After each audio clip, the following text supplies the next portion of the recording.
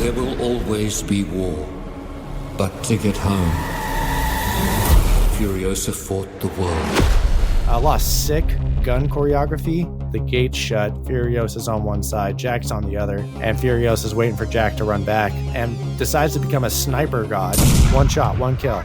Dementis uses a guy as a meat shield. Jack takes out the brick column that he's standing on. Silo almost, yeah. All these bullets start coming down this metal catwalk, and Dementis is holding onto the edge, and all the bullets are like a waterfall coming over Dementis's face, and I'm like, George, you're hitting me with all the visuals, and I'm about it. And then this scene ends with this crazy war rig kind of becoming like a bridge between this huge drop. And then we end on a grapple motorcycle move that saves Jack. And then after all that, one of Furiosa's 30 lines, she just says, "We're good." And then they ride off. And I gotta Wouldn't say, expect any less out of Mr. Miller. it looks sick.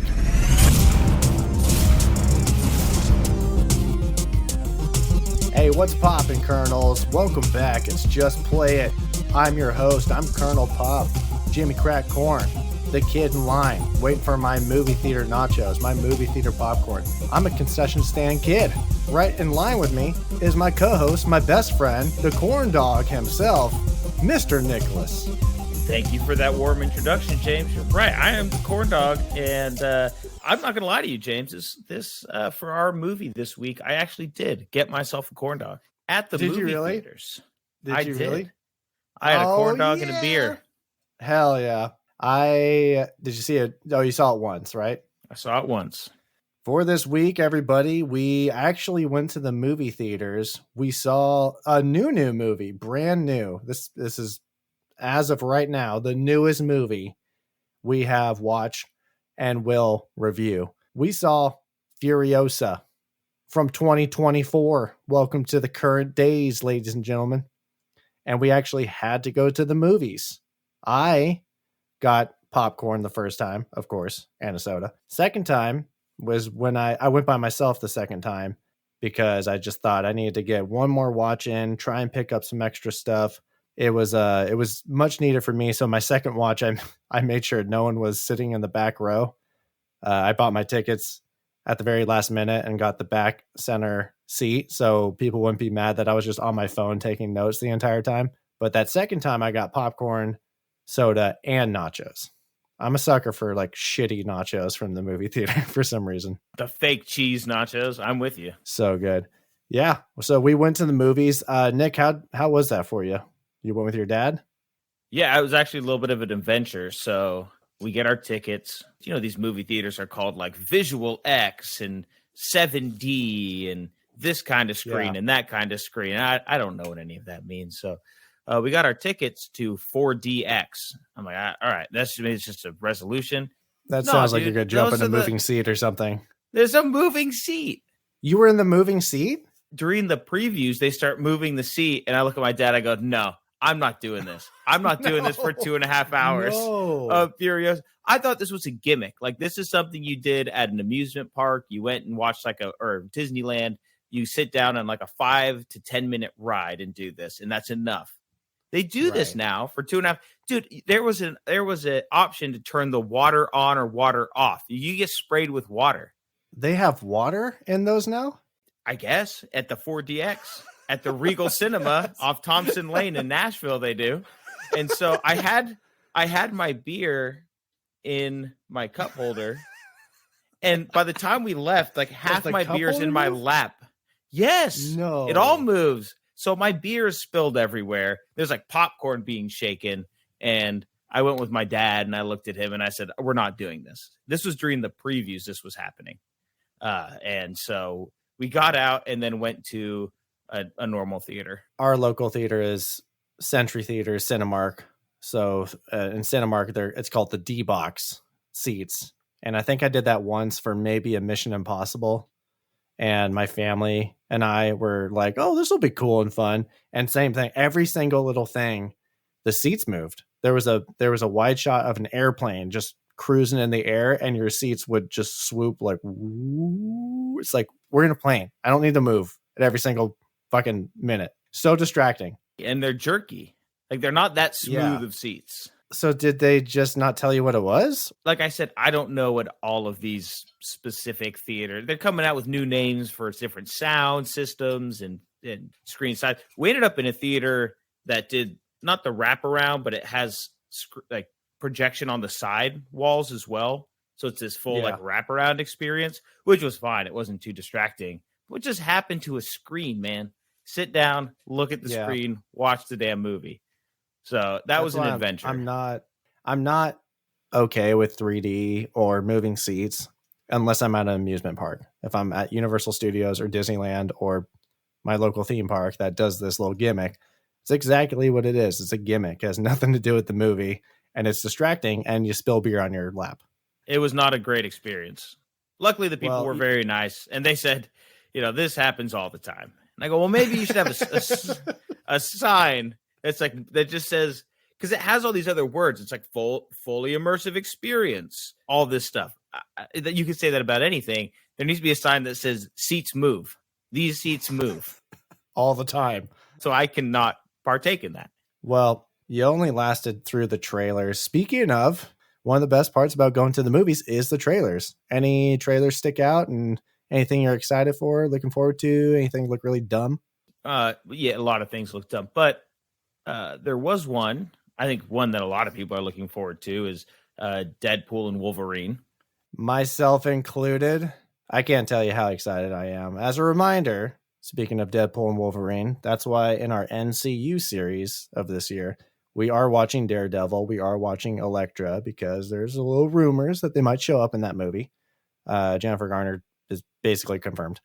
But I'm super stoked for that one. I think it's a much needed movie for Marvel. The state of MCU right now is kind of in shambles. We need our red and black spandex, tight skinned merc with a mouth, Ryan Reynolds, and an angry old Hugh Jackman in a comic book accurate Wolverine outfit to save the day. I agree. I saw another one for a remake of The Crow, which looks like it could be interesting. I did see one for Despicable Me 4, which I didn't think was the right audience. Which is weird that would be Despicable Me 4. Furiosa show. Yeah. Because, going back to Deadpool and Wolverine, we had a Red Band trailer for something. And then the next trailer was Deadpool and Wolverine, but it was like a edited version. So I was thinking, why was the other one Red Band, but this one, the whole point of Deadpool is that he is R-rated and unhinged. So I thought it was weird. But there was a silence your phone ad featuring Deadpool and Wolverine, and it was basically Hugh Jackman just swearing at the camera. They bleeped out a lot of stuff, but it was funny. Quiet Place trailer I think it's called A Quiet Place Day One or something. There was this kind of like one of those classic Murder Island movies with Channing Tatum. Did you see that one? It was called Blink Twice. Stuff like this always intrigues me, but I'm always skeptical if it's going to be good. Basically, it just looks like a rich guy invited a bunch of people on an island, and they're going to get murdered one by one. Channing Tatum looks very creepy and kind of hair loss, bald, and kind of weird looking. Bad Boys coming up. Got Bad Boys. They're still bad, and they're still boys. Good to know that some things in this world don't change. Trailers are one way to kind of get you ready and get amped for a movie. But what we do on this podcast, we get loose, we warm up with a quiz, and we invite you guys to play along. It's time for Cinematrix. Feels like we haven't played this in a long time. We kind of had a little bit of a long recording hiatus, but here we are. So as a reminder, the Cinematrix quiz is a 3x3 grid. I'm laughing at something because it's something we know. This is provided by Vulture.com.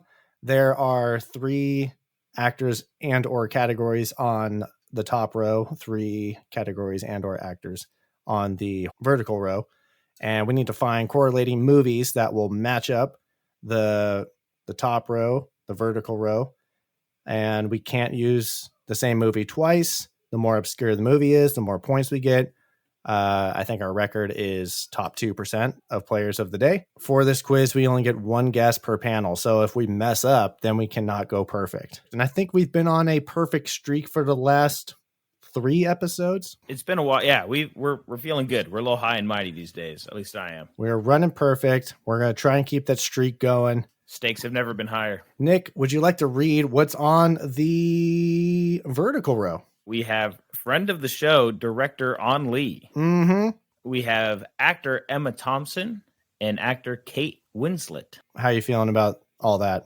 I'm personally not feeling great. I feel good, but I don't know deep cuts. I think we could do well, but we're not going to get a high score. And as a little hinty hint, they kind of like to group together people that are in the same movies and that are kind of current sometimes. So for the horizontal row, we have 3+ words in the title, release date 2000 to 2009, and another dreaded $100 million worldwide box office. This was a little bit of a wild card on our last quiz. We were kind of unsure about it. All right. Well, audience, come along, play along. And Nick, please choose a square. Let's just knock them out row by row. So let's start with our boy On Lee here. Yes. And we're going to start with 3+ words in the title. Okay. I know 2 movies, and this is not one of them. Do you have anything? Yes. I know he did Crouching Tiger, Hidden Dragon, and he also did Life of Pi. So those are the 2 that I have there. Okay. That's very, very, very, very, very good. Okay. I think both of them probably also did 100 million. So we could use one or the other. It's all the same to me. I think $100 million. I think we got a couple options there. Me too. I feel like Crouching Tiger would be the higher percentage one. I do too. Let's go with Life of Pi. Okay, let's queue up Life of Pi. Shaboing, 28%. Okay, not That's bad. That's not bad the highest we'd want to go. We'd like to go for low numbers here.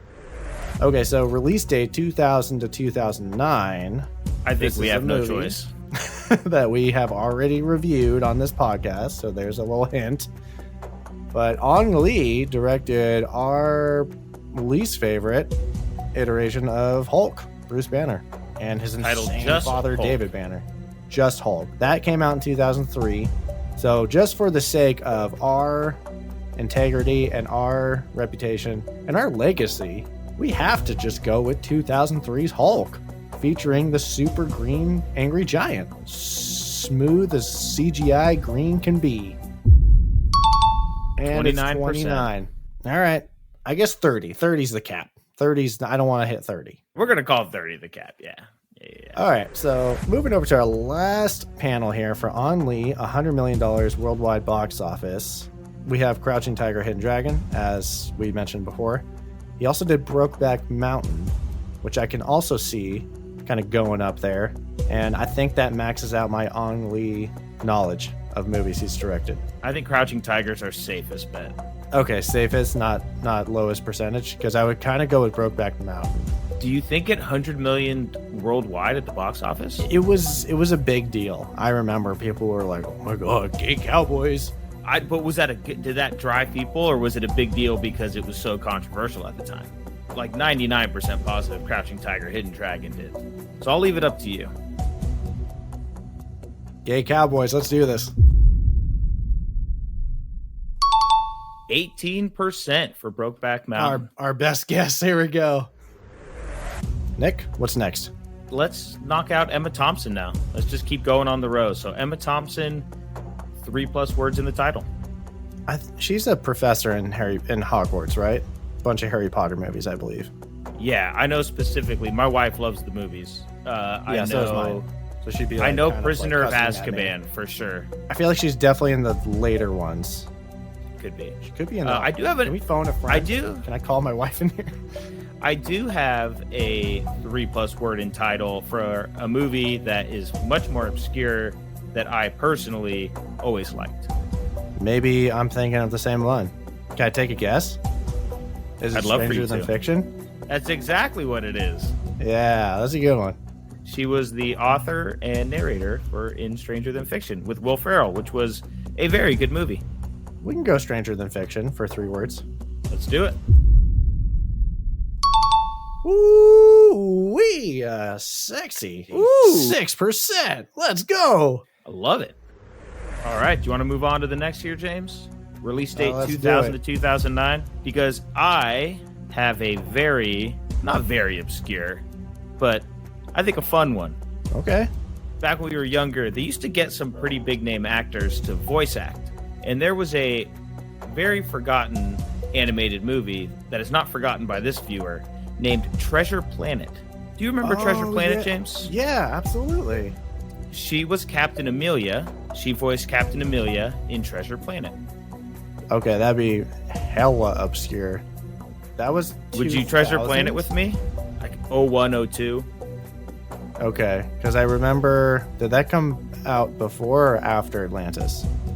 That's the other one that kind of is like the same vibe from Disney. It's around the same time. I mean, you climbed Brokeback Mountain with me, and we made sweet 18% love on that mountain. So I'll go to Treasure Planet with you. Yeats. 2%. Yes, sir. Single digits here. Single digits. All right, let's go. Let's sweep the road, James. Emma Thompson, 100 million worldwide box office. So, which of the Harry Potters? I know for a fact, because it's the one I've watched the most, Prisoner of Azkaban she is in. There's another movie, and it's a very famous movie, Love Actually.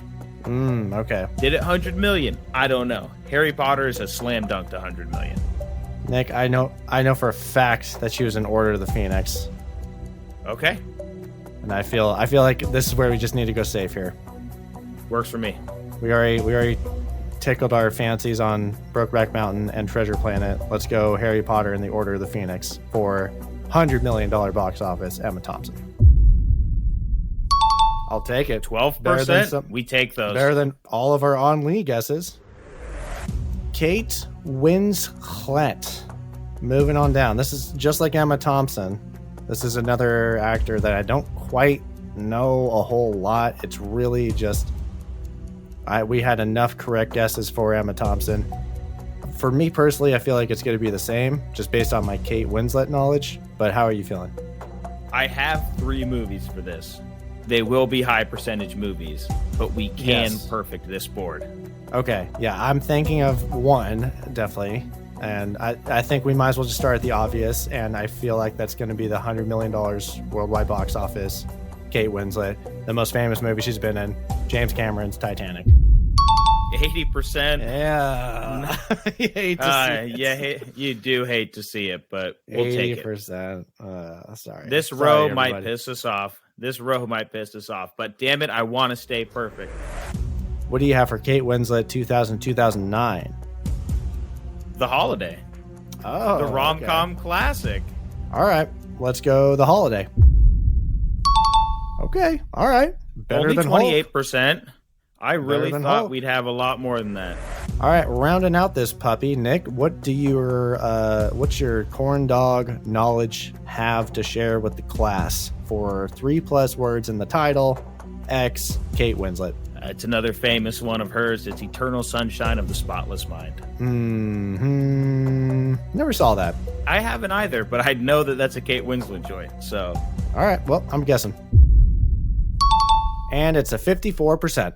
James, well, we're not proud of it, but damn it, we stayed perfect. You know what? I am proud of it. I am. The longer we go on a perfect streak, the more proud I am. We're only top 18% of players today, so not our best, craziest effort. But Nick, I think an update from the last time we did this, they started showing what the most obscure movies were as results. So before it was just most popular, but now we get to see what the most rare movies are. So let's check those out.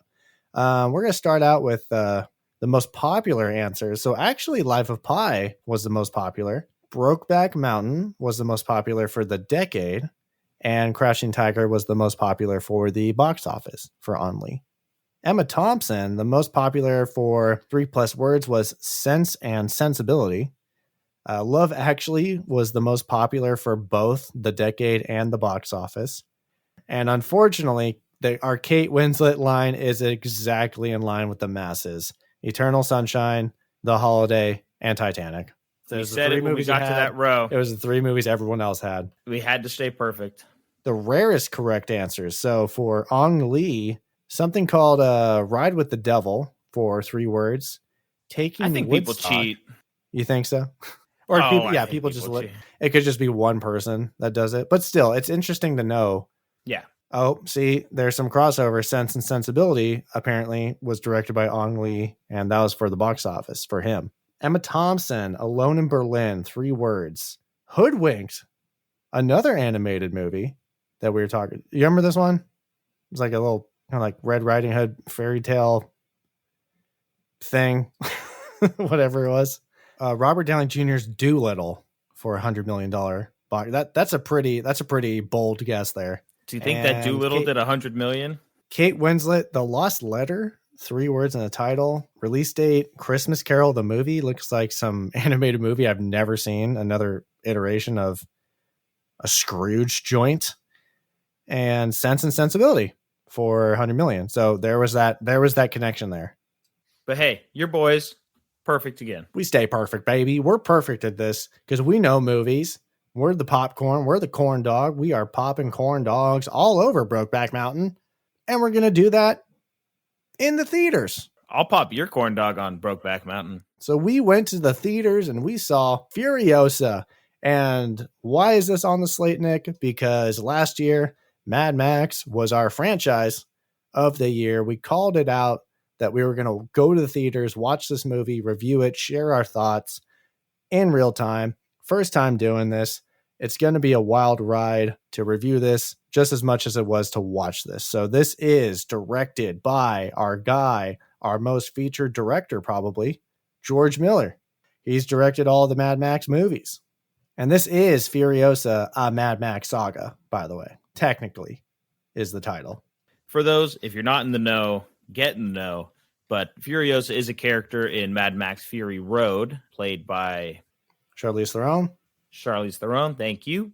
So Fury Road was our highest reviewed movie that we've watched on this podcast since the inception of this. So you can imagine how excited we were when there was a spinoff. So good to see George Miller back in the chair for this one. This is his baby. I mean, this guy goes through hours and hours and days and months worth of film breaking down the cuts and the angles and everything. I mean, this guy's meticulous. So we appreciate that. And, we're excited. I do want to call out the writers. So it's written by George Miller and another fella named Nick Lathoris. Now, I was doing a little dive on Nick Lathoris. I don't remember this guy. He was actually an actor in the original Mad Max. Oh, I see that here. He played Grease Rat. So I don't know how this connection came about, if he was on the set and they just hit it off, became friends, but I thought that was a really cool connection. George Miller, from what we know about him and our other breakdowns, he's a guy who he sticks with his people. He likes bringing his people with him. He's a fairly loyal guy. It's nice to see that somebody he worked with way back in the 70s gets brought all the way up to speed today and is a writer on Furiosa. That is a good nugget of fun fact to dig up. Nice job. Thank you. So this movie, speaking of keeping the same crew, we switch up actors a lot in the Mad Max franchise. So this one being a prequel, totally justifies bringing in some new faces, younger faces. So filling the role of Furiosa is going to be Anya Taylor-Joy, who, in the words of Will Ferrell from Zoolander, is so hot right now. So it totally fits. Casting fits. We got Chris Hemsworth in here as well. Again, that's a big name to bring in. Australian audiences know him. American audiences know him. The whole world knows him because he's Thor. Just a genius casting there. And we usually have 3 names. It really is Anya Taylor-Joy and Chris Hemsworth. If anything, it might be Chris Hemsworth. He might have the most on-screen time because there's a younger version of Furiosa who's played by a child actor. And then Anya Taylor-Joy, I want to say, comes in maybe at least 45 minutes in, maybe an hour into this movie. I clocked it at an hour. This is the longest Mad Max movie, by the way. Clocking in at 2 hours, 28 minutes. There's no doubt about it. Chris Hemsworth, most screen time, definitely most lines of dialogue. We saw before the movie came out, ATJ, she went ahead. That's what I'm going to call her now. ATJ, she had 30 lines of dialogue, right? Yeah. And so, which is a testament to Mr. George Miller Mad Max thing to do. It's usually remembering our podcast on Road Warrior and Fury Road. there was so many times we just pointed out how there was no dialogue and it was all action and just storytelling through plot. And how often do we criticize movies that rely too much on dialogue, convenient, somebody in a bar conveniently telling you something? George Miller says, nah, screw that, man. I'm going to visually give you everything you want, and you're not going to need dialogue. I'll give it to you because it's nice, but I think he could make a whole Mad Max movie with zero dialogue, and it would be fantastic. That's how good he is at building a world and storytelling. Yes, I love how much of this movie and all of these movies play as a silent film almost, because it's always like exchanges and facial expressions and body language, not so much words. Kind of like what you're talking about with Four Brothers of our most previous episode, when you were saying there were a lot of unnecessary dialogue of like, turn here, shut up, man. Oh, shoot him. There he is. It's like, we get it. We're watching a movie. We can see it. The whole superpower of a movie is the visuals. So let's use that. Well, speaking of not super, let's talk about the budget and the return. I mean, usually when we do box office returns and budgets, we're talking about movies that came out in 1986, 2003, 2015. They're already established, and maybe they'll have a re-release and it'll add more to the worldwide box office gross, but they're pretty much set in stone. So this one is unique because it just came out this weekend. The numbers aren't going to be completely up to date by the time this podcast posts. But Nick, what do we have for the budget and the weekend performance and the current state of the box office gross? Yeah, so our estimated budget here is $168 million. Is this more than Fury Road? I think Fury Road was $150 million, if I'm remembering correctly. Yes. Yeah, so this is our most expensive Mad Max property to date. Opening weekend box office, $26.3 million. That's a yikes. Those 28 minutes really added that extra 18 million, I'll tell you. So Fury Road opened to 45 million, which doesn't seem like that completely off track. But I want to say, I remember Fast and Furious movies. Like, I'm just going to look up Fast and Furious 6. I think that opened up to like $80 million or something. It was something ridiculous. Yeah, the opening for Fast and Furious 6 was $97 million. I think people were just kind of amped up on Fast and Furious at that point. Fast 5 was a hit. Vin Diesel's back. The whole crew's back. You got The Rock in there, so you got mass appeal. Maybe for Fury Road, it was that 30-year gap. People were just like, do we need to see this? And then once people went to go see it, they realized how awesome it was. And I really hope this movie gets the same fate because it was good. I don't think it deserves this low weekend opening. Yeah, I think Mad Max has a following that isn't as mainstream. And then I think Fury Road had the benefit of word of mouth, right? If you saw the movie, you were telling your friends, saw this, it was insane, it was amazing, you got to go see it. So I could see that with Fury Road. I'm a little surprised with Furiosa because of the success of Fury Road. Highly critically loved. Viewers loved it. Big, it made its money back. A lot of people saw it. And so I figured there'd be a huge push to want to see this. And like you said, who's hotter on this planet than Anya Taylor-Joy right now? Chris Hemsworth. Chris Hemsworth's a name, right? So I was very surprised to see that number. A couple things here. Did the prequel scare people away? The status of a prequel. I don't even like the word prequel. It just sounds cheap. Like someone trying to backtrack on success and say, oh, you should check out the origin story. But no, prequels can be great. COVID, post-COVID movie going, hit or miss. Barbenheimer weekend, hit. Furiosa should have been a hit, miss for some reason. Movies go to streaming, to home services in record time these days. Like it's like 40 days and you could just order it for $20 for your whole family instead of going out in public in the scary bacteria filled world and spending $20 per ticket on opening night. I'm just wondering if it's a change in culture of movie going, status of it just being a prequel. There's not a big worldwide following of Mad Max. It's really just those hardcore fans or film lovers because they know George Miller pumps out great movies. I think this is just a trend in movie going because Furiosa was still the number one movie this weekend. right, on a 3-day weekend. So it's not like it got outperformed. It barely beat the Garfield movie, which raked in 24 million. Good for you, I guess. So I think there's just I went to the movies and it's pretty bare. It was pretty empty, at least at the theater I was at. Mine was about half full, I think, on opening night. And then when I went on the second watch, which was a Tuesday, $7 Tuesday. Awesome deal. I want to say there's maybe 10 people in there. But again, that's a Tuesday. But at the end of all that, where'd we land? Total gross as of now, as we're recording this, which is on Wednesday, May 29th, is at 68 million. So much better. Yeah, that's tragic because this movie deserves a lot more love at the box office. It was really good. And I really hope that going to the movies does not die out and the industry does not die, because I love going to the movie theater. It's one of my favorite things ever. So we got to keep this thing alive, folks. Get your butts out to the movies. We're big fans of movies. We love the industry. Well, I don't love the industry, but we like the movies being made. So yeah, it was definitely a surprising box office, especially considering the success of Fury Road. So one more thing I want to add, a little fun fact before we get into this. You were mentioning this is a prequel. However, George Miller did write this screenplay before Fury Road. So he had this story mapped out before Fury Road came out. And they split it up into 2 screenplays. And wasn't Fury Road, sorry to cut you off, wasn't Fury Road, it was going to be a continuation of Mel Gibson, and it was supposed to be when he was like old man Max.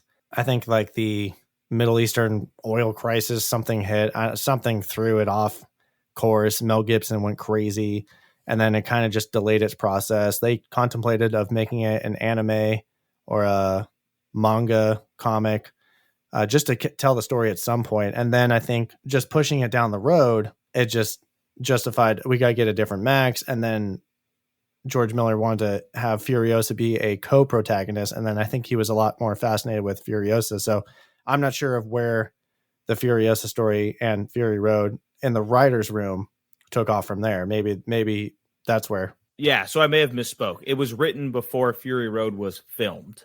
So Fury Road may have been written first, but before we got Fury Road filmed, he already had Furiosa in there. So I was surprised at the amount of crossover of characters from Fury Road into this. And I understand it's happening right before / around the same time as Fury Road is happening. So it shouldn't surprise me, but they really prominently feature a lot of the same landmarks, same people. Well, and it's really nice to have all that, but I don't want to get too much into that because we need to get let's talk about that later. Let's read this log line and jump into plot talk. Let's do it. Log line: the origin story of renegade warrior Furiosa before her encounter and team up with Mad Max. And boom goes the dynamite. Boom goes the boomstick. Thumbs up. Let's do this. Nick, let's hop in the war rig and jump into plot talk. Plot talk. Before we even get any visuals, I got to shout out Tom Holkenborg, a.k.a. Junkie XL, on the track. He is back from Fury Road. We get the studio logos, Warner Brothers, whatever the other one was. We get that big, what is that, cello, just that Jaws, like really just, okay, we're back, baby. Deep. We get that 21st century Mad Max sound that we're used to from the 2015 hit movie Fury Road. And I got to shout out Junkie XL, Tom Holkenborg, because, he's done a lot of stuff that we love, we hate. Very, very successful guy. You can catch him composing on Deadpool, Dawn of Justice, Godzilla versus Kong, and of course 2020's Scoob! ! So he's done it all. He's back. Yeah, he's back. He's back. He is so back. We're starting out kind of similar to Road Warrior and Fury Road. We got these radio voices explaining the downfall of society, pandemics, riots, anarchy. The world has gone sour. We've become Half-Life. And then we see this character called the History Man, who is also known as a word burger, which is one of my favorite terminologies from this whole franchise. Although Chris Hemsworth at some point says, History Man hit me with a word burger, which I think just means like a nugget of knowledge. But these guys have tattooed words on their bodies, basically like history books. the story of mankind. He asked the audience, as the world falls around us, how must we brave its cruelties? And then we are hit with the chapter 1. We get chapter titles. First chapter is the Pole of Inaccessibility. So the Pole of Inaccessibility, in Australia, this is referred to as the exact middle of the continent. It's the furthest away from the ocean that you could be in all directions. Isolated, by yourself, alone, kind of hopeless in the middle of the void. That's where our story sets off. And we open up to Furiosa, a young girl. For the first hour, we're going to get this young actress. Yep, and this is a Liam Brown playing a young Furiosa. And she's running around with her friend in this green place. Now, we watch Fury Road. We remember that she talked about being from a green place. That's where she was trying to get the wives to, the mother wives to in Fury Road. And we also remember Valkyrie was a character. I think she was the naked lady on top of the pole where Max said, that's bait. Valkyrie is actually her little friend with her in this scene. So I remember that name. I remember talking about it. So I was like, okay, cool. We got some continuity here. This is starting out we're bringing back known characters, because what we've known of Mad Max so far is every new movie is a new slate of wacky characters, except for Max. And this is the first time we're getting reunited with these characters that we know from Fury Road. And we know it's a female dominated society. So we already have a baseline for where she's from. Yeah, there are some guys in there. I think what it became was, you got to make babies somehow. Well, they would abduct men kind of opposite of Citadel and force them to have sex for breeding, and then kick them out to that swamp wasteland to go pick up crows or whatever the hell they would do. But in this iteration, 19 years prior to Fury Road, there are men and women that live in harmony at this amazing green place. And the green place almost looks like Yosemite. There's waterfalls in the back. It almost looks like, it's CGI, but it almost looks like El Capitan from Yosemite. There's wind turbines. So you're thinking, okay, this place has got it going on. This is legit. And Furiosa, unfortunately, is picking some fruit and then gets abducted by this dirty, rotten biker gang as she attempts to sabotage their bikes, and then she just gets caught. She is bold, right? She could have stayed hidden from these bikers, but she has a huge sense of purpose towards this place, right? Everyone who's there, who's raised there, who lives there, protects this place with their life. All right, they'll die for the green place, as they call it. So she's going to go down and she's going to tell her friend Valkyrie to stay there. She's going to sabotage the bikes. However, that doesn't work too well, because she does get taken by these men, these marauders, thrown on the back of a bike, and they're going to take off. But Mama Bear's none too happy about this, and Mama Bear's going to track them down.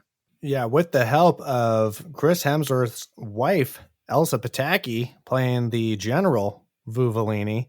She makes an appearance in this. She hands the mom some sniper rounds and says, hey, no one can find out about this place. You got to protect it. No witnesses. I don't know what language she speaks, but there's some subtitles that says none must tell of this place. But then she continues in English and says, let the stars be with you. And the stars are like the roadmap to the green place for this whole movie. Mama Bear, she's on this insane sniper tracking mission. Meanwhile, she's one shot, one kill, by the way. She does not miss a bullet. Yeah, and she must have taught Furiosa She's splitting wigs. Furiosa is not soft, having grown up in this paradise, because she is relentless. She's trying to bite the gas line with her mouth, and after she already initially tried to sabotage these bikes. So they taught her how to survive and endure and be a stubborn badass. Her mom is no different, because this sniper tracking sequence is just another great example of Miller storytelling, showing us this whole story play out with minimal words and just visuals. We see that she rolls up to this dune edge. She's following the two lone tracks in this vast desert, and then decides to get a higher vantage point, going up to the top of this dune, looks down, sees the giant Dementis camp, and then snipes a couple more of the small motorcycle gang. One of the shots is the two rounds on the ground in the foreground as she is speeding towards the big menacing camp. And it's just, I love I love everything George is putting in the frame right here. It's awesome storytelling. Visual storytelling is back, baby. Yes. So these marauders do take her to Dementis, and this is Chris Hemsworth, and he is the leader of this band of marauders. So this is not dissimilar to a lot of our Mad Max big villains. And so he wants to find out where this green place is. Mom's already killed everybody except for the one guy who took Furiosa in on the back of the motorcycle. But on the way in, Furiosa rigs this motorcycle to get a chain around this guy's neck and basically severs his neck, leaves him inches from life. So protecting the green place, priority number one, and Furiosa already has done her job. Yeah, she's not fucking around. Now, Dementis, first glance, everyone's being mean. They probably don't see many little girls around. They're kind of poking at her, prodding her, asking her to speak. Where's this green place? Getting in her face. She's a full life. Dementis seems to be kind, right? Says, hey, let her go rest up. He has this teddy bear on his back. So we know that there's something that happened probably with a daughter, something like that he has a soft spot of some sort. At least that's what we think right now. So Furiosa is taken as a prisoner and is saved by her momentarily, saved by her mother, making slingshots out of bike parts and taking down fools. One shot, one kill. They almost get away. She does spare the life of this one lady that was kind of cleaning the feet of Furiosa. If this was Four Brothers, they wouldn't do that. But they would have ended her right there. Bobby Mercer would have fucking murked this chick. But Vuvolini, they got honor, and this lady does beg for her life, says, I'm a mom. And Furiosa's mom says, okay, I'm not a vengeful murder machine. I'll spare your life. But this is the major linchpin that causes this entire movie, unfortunately. She should have killed that bitch because she tattletales on the mom and Furiosa, and Dementis sends his goons after them. And Furiosa's mom has to make a sacrifice play. She realizes that they're not going to be able to outrun them. So she gives Furiosa the motorcycle and says, follow the stars. And we've heard this a ton already, to get back to the green place and go. Like, don't stop. Don't turn around. And mom's going to stay back and take out as many as she can and give some cushion to her daughter. Furiosa, though, she does hand her a seed that she keeps with her for the rest of the movie. And she says the peach pit seed and says, protect the green place, and then hands her the seed. And that's like her call to action because her mom is about to get got right here. Yep. Mom gets strung up almost like a cross, like she's being crucified, and they're gutting her. Furiosa cannot stop her impulse to run to her mother. So her mom's sacrifice is in fact in vain. Mom gets slaughtered. Furiosa is forced to watch and is also going to be taken captive by Dementis and his crew. Yep. And I think this is where pretty sad. I think this is where Dementis calls out. He orders a number one. He orders a word burger from the History Man to talk about tears. And History Man says, oh, tears are made of these chemicals and blah, blah, blah. And Dementis, we're starting to see, oh, he's not kind and warm and like a father figure. He is sick and twisted because he is tasting the tears of Furiosa, calling them zesty and delicious. The History Man is crying because he's old enough to remember humanity. Timelines in this movie, don't think about it, honestly. I don't think about the original trilogy, but I think it's safe to say that the History Man is old enough to remember compassion, humanity, a proper society. So this gang of marauders is like, cool, another crucifix, women on a tree getting murked and burned at the stake by us, another day on the job. But History Man knows this is fucked up. It is. And that's going to lead us into chapter 2 for Furiosa, titled Lessons from the Wasteland. And we get hit with a fat lesson right off the rip.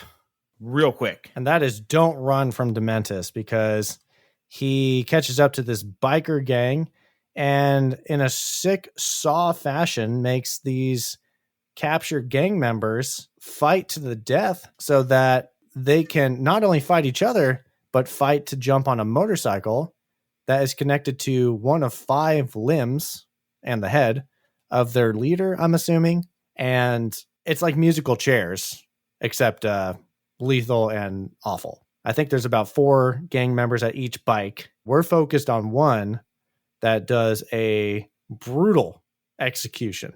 Don't call it a comeback, but this is Elsa Pataki coming back in heavy ass makeup. Did you notice that? Oh, I didn't. No, that lady with the fucked up lip. That was like, yeah, that was she a double cast. Yeah, Elsa Pataki is that one that grabs the gun from one of Dementis' guys, and they really emphasize this murder, and it was kind of like the coldest murder in the whole movie almost. But she shoots her own comrade, hops on the motorcycle. She is in one of the 5 coveted seats of the motorcycle to rip off some limbs. I want to bring this up now because this is where I started to notice it. And I see it going on throughout the entire movie. So I don't know what Chris Hemsworth studied in preparation for this role. I would be surprised if there was not some sort of inspiration from Heath Ledger's Joker. Absolutely. The way he communicates, the way he talks, he has a bunch of weird little tics, the way he speaks to people, the way he kind of walks, the psychopath nature. In this scene specifically, right, this is when he gets Gamble's men, tells him he only has room for one, tosses them weapons to kill each other with. I said, oh, that reminds me of that scene. And from this point on, I started to notice all these little tics, all these little insane moments, these like depraved moments that I really felt like Chris Hemsworth must have taken some inspiration there. And in a really good way, because he was a very unsettling character.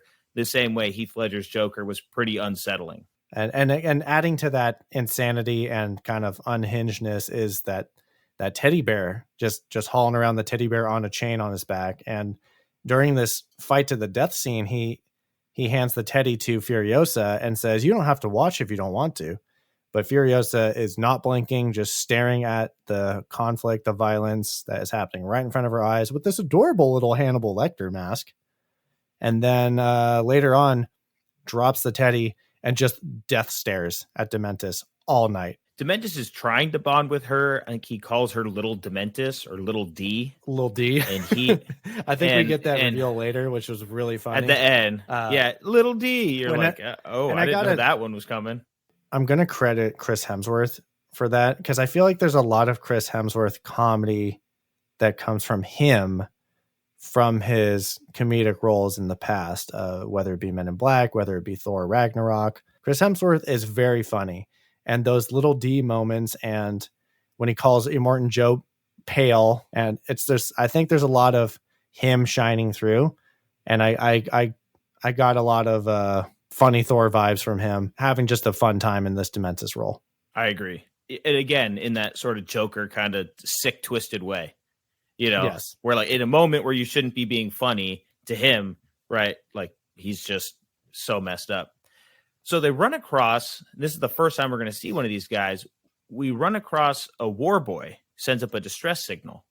And he has the chrome on his mouth and everything. They're like, who are you? What are you? And I thought, oh, war boy, Easter egg, not Easter egg, huge part of the movie. He tells him about the Citadel, place of abundance. And so we know how much they want to find the green place. Well, now they want to see the Citadel. So Dementis and his gang ride in real freaking ballsy like. Cocky pickle. They make the declaration, we are here to take the Citadel. And all you people, you should turn on your leader. I'm a better leader. And we go ahead and get Immortan Joe. Now, we know this is a new Immortan Joe because rest in peace to our old Immortan Joe there. Lackey Holm, I'm not sure how to say his name, but looks just like our Immortan Joe from Fury Road. So you thought Elsa Pataki was the only one playing 2 roles. So is Lackey Holm because he is risen on these fools because he plays Rizdale Pell. And he's that one-eyed, kind of mad-eyed, moody, speaking of Harry Potter, looking character in Dementis' gang. So he's doubling as Immortan Joe, the big bad of the Citadel. And I thought it worked out really well because this is supposed to be 20 years ago. And Hugh Keays-Byrne was late 60s, I think, early 70s when he was in Fury Road. And this actor is maybe in his 50s. So it makes a lot of sense because he does look like a younger Immortan Joe. So it was actually really good double use of an actor. And once again, a Miller favorite. It's Miller time, keeping it in the family when you're here, your family at Love the that. Citadel Garden. So he gets the attention of a Morton Joe and a Morton Joe's sons, who we know from Fury Road, Rictus, Erectus, They are and back. Scrotus. So Scrotus, I shouted him out last time. He did not make an appearance in Fury Road, but he was a known character from the Mad Max video games and the prequel comics to Fury Road. And once again, back-to-back fun facts about actors playing different roles. This is Josh Hellman, who was shouted out in our Fury Road podcast for playing Slit, who was Nux's co-pilot. Wheelman. It's like Wheelman. Wheelman, Lancer, they switch roles. But Scabrous Scrotus didn't make an appearance in Fury Road. Josh Hellman made an appearance as Slit, and he is back playing Scrotus. Rictus Erectus, and this might be, Nick, correct me if I'm wrong, maybe we'll figure this out later, but I want to say a fun fact is I think the only two actors, maybe in the entire franchise, I don't want to get too bold here, but definitely from Fury Road and Furiosa, I think the only two actors to reprise their roles are Nathan Jones as Rictus Erectus, and our boy is back, the Organic Mechanic, who is played by Angus Sampson. So they're trying to take the Citadel, and the Morton Joe's going to have none of this. So I want to call this one little part out because I thought it was hilarious, but also just speaks to, what we know about the War Boys in Fury Road. Joe says, pick one of my guys. And Dementus is like, what for? Like, why? He's like, just pick. Actually, I think it's the People Eater, that nipple guy, the creepy nipple guy. The nipple guy. I don't think Joe says anything in this scene. He's really just standing there all menacing looking in his big, thick armor. Is Joe just like I just thought of this. Is he just like a thick boy Half-Life? Is that all he is? Because he is pale, and he has a bunch of stuff to keep him alive. I think Morton Joe is actually like that. I think the War Boys put the paint on to look like their leader. Oh, I think the War Boys are supposed to be sickly looking because they are Half-Lives. I don't think they do makeup. Because that was my question. Do they put on makeup every single day? Do they all have uniforms? Are they all handed that silver spray can to just whip out on the spot? It's like, here's your white paint. Their chrome inhaler. Yeah. Their chrome inhaler. Yeah, I think they are. Yeah, so Morton Joe and Nipple Boy say F off. Well, hold on real quick. They say pick one of our guys. And so they pick a random guy up on a catwalk, probably like 20 stories high. The Citadel is the big like 50. Buttes. Yeah. Yeah. And he points to him, and a Morton Joe looks at him. He looks at a Morton Joe, and he takes out his chrome spray, hits his mouth, and just yells, "Witness me!" and jumps off this catwalk. They'll have those like explosive spears, and just hits the ground at 500 miles an hour and just explodes. He hits a zip line. Yeah, hits a zip line and then jumps off the zip line and then just blows up. Yeah, and Morton Joe says, I have 1,000 of these guys ready to do that for me. Like, what are you going to do? This was Joe and Nipple Boy are just like, mic drop. What do you got? And then it's a riot. That War Boy is a real one. Like, you better hope you have a guy like that in your crew. Yeah. They're all real ones. They'll all do that. And then chaos ensues and they start wrecking on Dementus. They start snatching bikes with cranes and trying to steal equipment from Dementus and kill his boys. Furiosa almost gets snatched by some characters we'll see later. This like really disgusting old couple that like are into severed limbs and maggots. So she gets saved by Dementus because he is playing the pseudo father figure. They are no match for the Citadel. So they're thinking, all right, well, let's hit up Gastown. And this was a location that was mentioned in Fury Road. Never saw it. Finally get to see it now.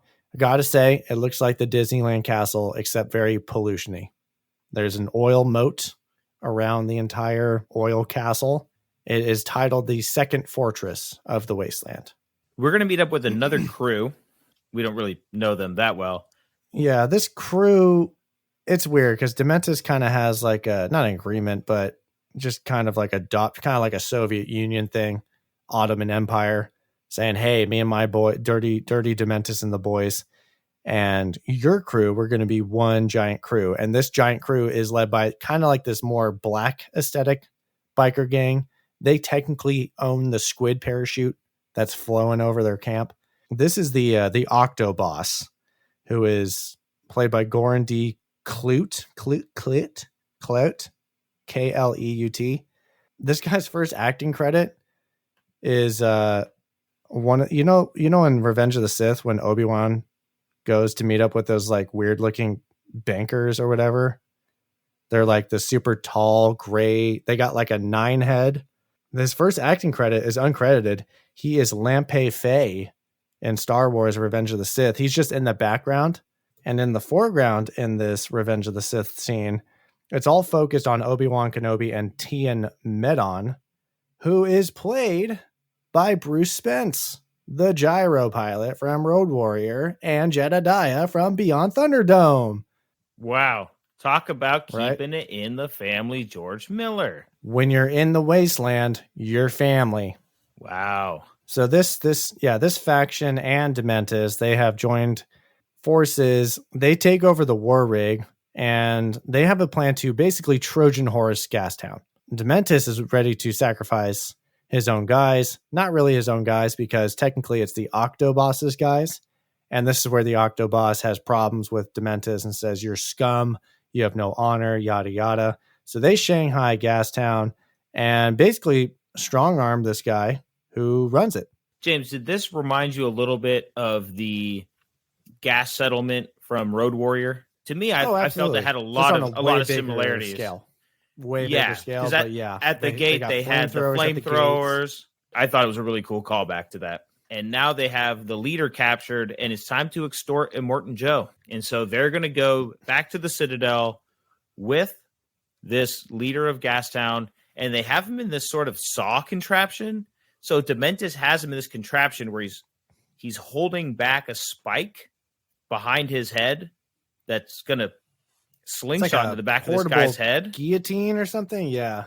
Something. Yeah. Everything is made up of scrap parts. So Dementis in his demented life made this at some point and thought, I got to bust out the spear guillotine thing and connect it to my nipples.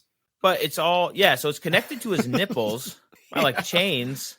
And then it's like he has to hold it back. It looks like maybe like 50 pounds of pressure. So he's losing his grip the whole time he's negotiating with Immortan Joe. And eventually he lets it go. It rips his nipples right off. Rick just comes up and says, let's end this. And then it forces him to slip. And then that happens. So they're going to negotiate now. I want more food than you were giving before. I want more water. And Immortan Joe, in return, he wants the organic mechanic, and he wants Furiosa. He says, oh, you can't have her. She's my daughter. He's like, she doesn't look anything like you. And then asked her the question, is he your father? And Furiosa has not spoken a word ever since the execution of her mom. And her first words are no when asked if Dementis is her father. And this is where he drops that she's little D. After this, Dementis just walks away. Yeah. Yeah. And Immortan Joe says, hey, I'll take this girl that's not your daughter, the organic mechanic. You get a third of the water. You get some potatoes. And Dementis now runs Gastown.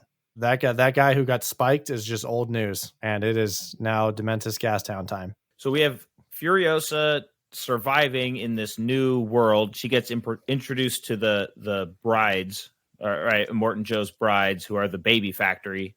But she knows that things aren't going to go well. And so she makes a faux wig and cuts her hair, basically buzzes her hair to what we know. You know, the whole time we know who Furiosa is. So we're waiting for her to slowly become that character, right? Buzzed hair, one arm, all these things we know about her from Fury Road. So this is the first time she's going to end up cutting her hair. And Rictus Erectus she cuts basically wants to diddle her. Erectus is being creepy. Likes touching her hair. Touches the hair, abducts her from the vault, and then takes her into a room. And everyone's like, I'm really uncomfortable. And then she, with that wig, waits for the opportunity where he is fondling her hair and then books it. So she escapes. And then she Mulans the Citadel from there on out. Yep, she escapes. And now she's just another person in the Citadel. And that, James, brings us to chapter 3 called The Stowaway. And we get our first look at Anya Taylor-Joy as the namesake character of Furiosa. She's been living as a normie, I see you wrote here, in the Citadel, just working for Immortan Joe being a mechanic boy. I don't know. This is in this scene we're introduced to the war rig that we know and love from Fury Road. What's his name? Praetorian, like the Praetorian Guard. Obviously, I'm smart. Praetorian Jack, who is basically the pre-Furiosa of Fury Road. He's got that same kind of oil soot football black forehead that they have to wear for some reason. And the Bombing Knocker, which is a weapon design of a spinning, what are those things? A mace, like spinning maces on the back of the truck. Furiosa is going to see her opportunity to stow away underneath the war rig to get the hell out of there. And this is the time that she has decided to do this. And the war rig is off on a run with Praetorian Jack at the helm. So, Nick, I got to say, Chapter 3 and Chapter 4 of this movie, I think, are the closest that we get to the Fury Road experience, because we get a lot of desert, intense visuals, high action sequences, convoy attacks. It's nonstop action. This war rig is on the highway. We get this awesome, striking visual of that bandit rogue group from the Octoboss.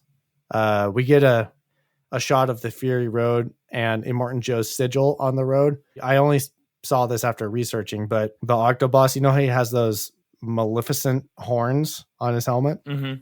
There's black spray paint Maleficent horns sprayed onto Immortan Joe's sigil on the road. So it's kind of like the Octoboss saying, "This is my road, bitch. Like I'm the big bad on the block." There's an awesome camera pan, and this black biker gang, they got like feathers on their helmets. And I'm like, oh, okay, we're about to hit like an awesome sequence here. And we do. So the war rig comes out under attack. I could try and explain everything that happens to you, but similar to Fury Road, man, you just got to watch it.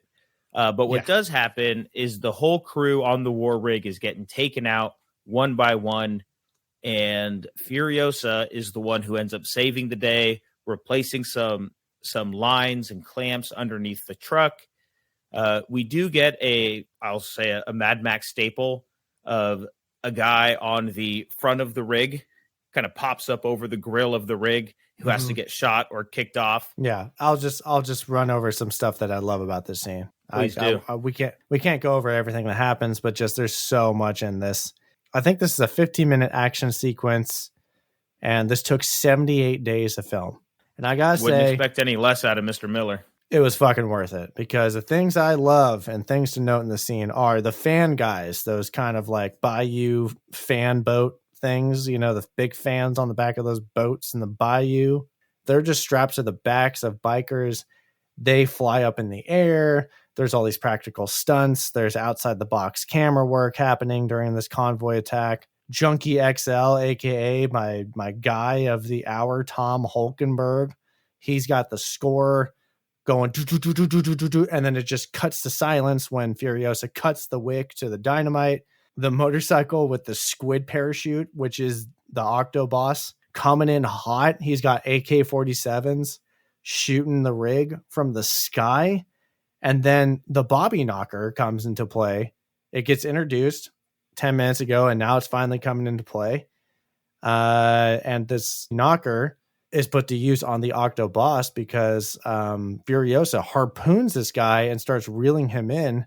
And then the Bobby Knocker comes into play and then just grinds this guy up and entangles the squid parachute glider thing. And that's just spinning on the back of the war rig. And we're hit with this insane imagery. And I'm thinking, who thought of this? It was George Miller. Had to be. The Bobby Knocker, the guy in charge of it, is he's credited as War Pup, but it's this kid named Caden Bales. And I called him Cabbage Patch Kid because he was kind of hiding in the back tanker with a bunch of cabbages, and he was like a small little child. But Nick, a little bit of a tearjerker fun fact story here. So this kid went viral in 2020 for his mom sending out a video about how he was bullied in school. And it was a video of him crying and saying, "I want to kill myself and I hate everybody there," because this kid has like some sort of dwarfism condition. So he's 9 years old at this point in the viral video. Very sad, very, very gut wrenching, and people suck. But George Miller saw this and said, I want to put this kid in my movie. So this kid gets a role in not only Furiosa, but in another George Miller movie as well. But he gets his time to shine. If you're going to like show this kid disrespect, guess what? He's on the biggest stage of them all. And that's in my movie. Good for George Miller. Gosh. But George Miller does kill his character. He does kill him because War Pup doesn't make it, unfortunately. But I thought that was awesome to throw him in the movie. That is really cool.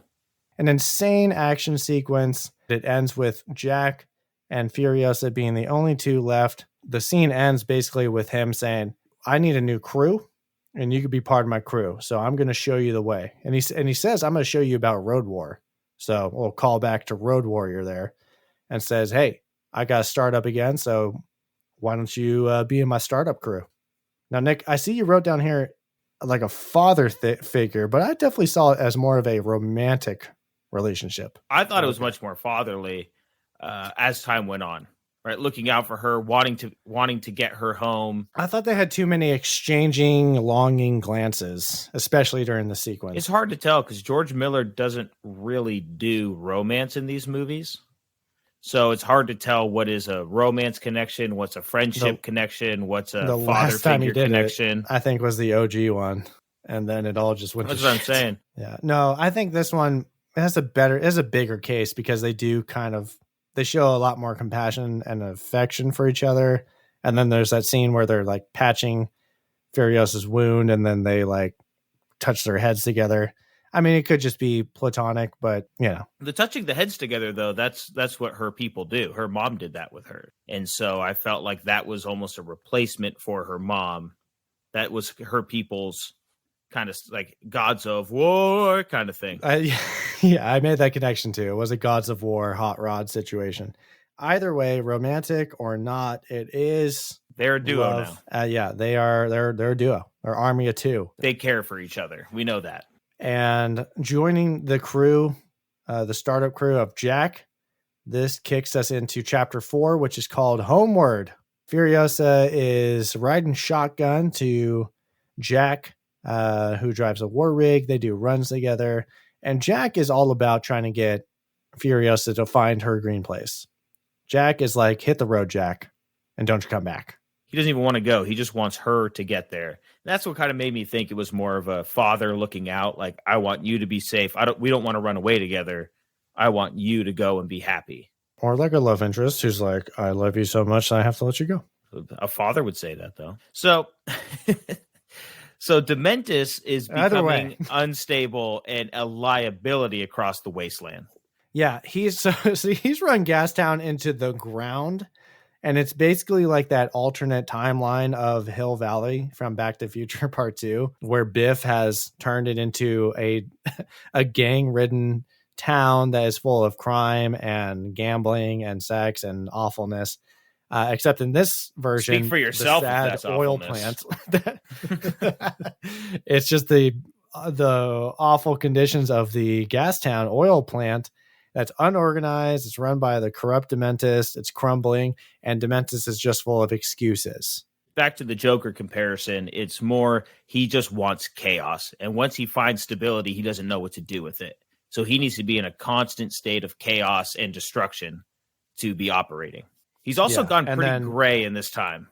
You notice that he gets a lot grayer. And because we don't see him for a long time, because there's the moment where Furiosa is traded to Joe as a child, and then Dementis just dips, and then we're kind of because we don't see him at all in chapter 3. So probably he just for like 10 years, probably like 10-ish years, I'd say. Yeah, 15 maybe. Timelines don't get bogged down in it. It's not worth it in the Mad Max franchise. But they kind of get attacked at Gastown. They have to get the hell out of Dodge. They don't get the gas. We do have this Jack and Furiosa moment where they're on this isolated cliff side, kind of like this pocket of the bluff. Jack is asking where her star map leads to because the history man gave her his tattoo thing. So she makes the star map on her left arm, and Furiosa kind of recoils, and because she knows her mission is to protect the green place, no matter what, even if it's lovely Jack, the father Jack or daddy Jack. And he says, I want to get you back to this place. And then she shows him the Peach Pit, which is her version of I respect you, and says, I want you to come with me. And now, before he sets her off, we got to do one last job. We got to go to the bullet farm. The third fortress, and this is basically just a giant quarry. Jack does give Furiosa a boomstick, as they call it. It's a double barrel shotgun via the bullet farmer. And he's trying to get her ready to set up to roll out. He says, take this for your travels. But while they're at the bullet farm, they do get ambushed because, like we said, Dementus is unhinged. So he wants to take over the bullet farm. He wants to then take over the Citadel. He's losing it. Just wants to see the world burn. And just, you thought you were out of the woods with the action. Think again, because this is like Fury Road. It's just nonstop action. That we get hit with this insane conflict scene at the bullet farm. Nick, I'm just going to run through my favorite things about this scene. A lot of sick gun choreography. Something I think that was missing in Fury Road. Not missing, but just something we didn't get. A lot of guns. Fury Road was a lot of car chases and convoy scenes and like the one hand-to-hand combat scene.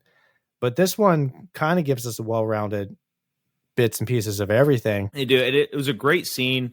It's very similar to how the scene with her mom, and we feel like this time she succeeded in saving someone that she loves, right? Last time her mom, she ran back and wasn't able to do anything. This time she ran back and was able to, now she's got the gun. One thing that never gets done is the death of Dementus. So as long as Dementus is alive, you're not safe. As Jack and Furiosa head off, Dementus and his crew come through with a monster truck. It's like a monster tow truck, yeah. Yes, a 6-wheel monster truck. And they do chase them down, and they do end up catching them. Yeah. During this chase, Furiosa has her hand out the window, and it gets crushed between her car and this monster truck. And the whole time, I'm waiting for her to lose her arm, right? Because we know it's going to happen. And I go, oh, there it is. But that's not it. It gets mangled pretty good. Yeah, I was laughing because, again, this is just like we're hit with that 15-minute sequence, then the bullet farm scene, and then we think we're home safe.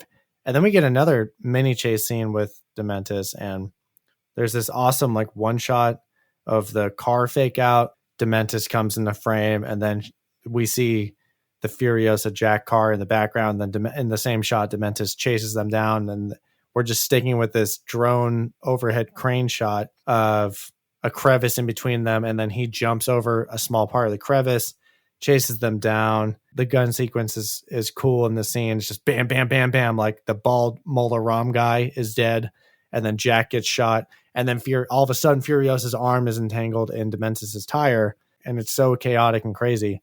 One thing I thought that was funny when Furiosa got her arm mangled with the monster truck tire is she screams in agony and then just brings her arm in on instinct and then just kind of drives and is in shock. Like, oh my God, I just fucked up my arm.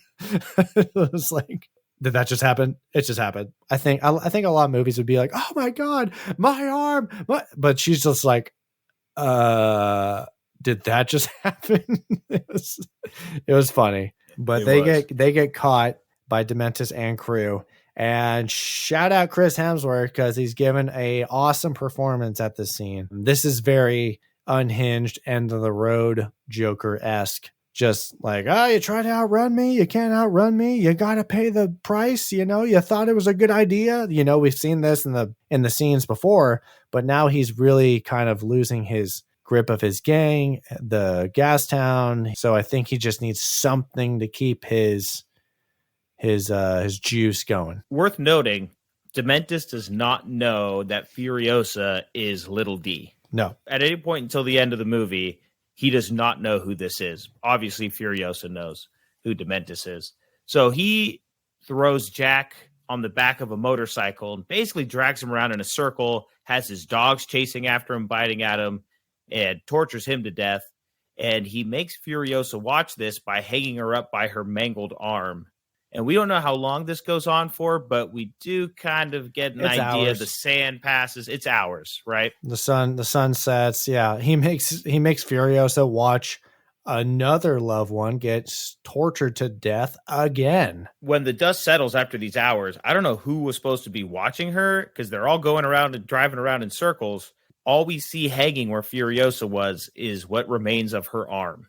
And now we're going, okay. She acquired a motorcycle at some point, and she also had time to booby trap the tow truck, which is a callback to when she booby trapped Toe Jam.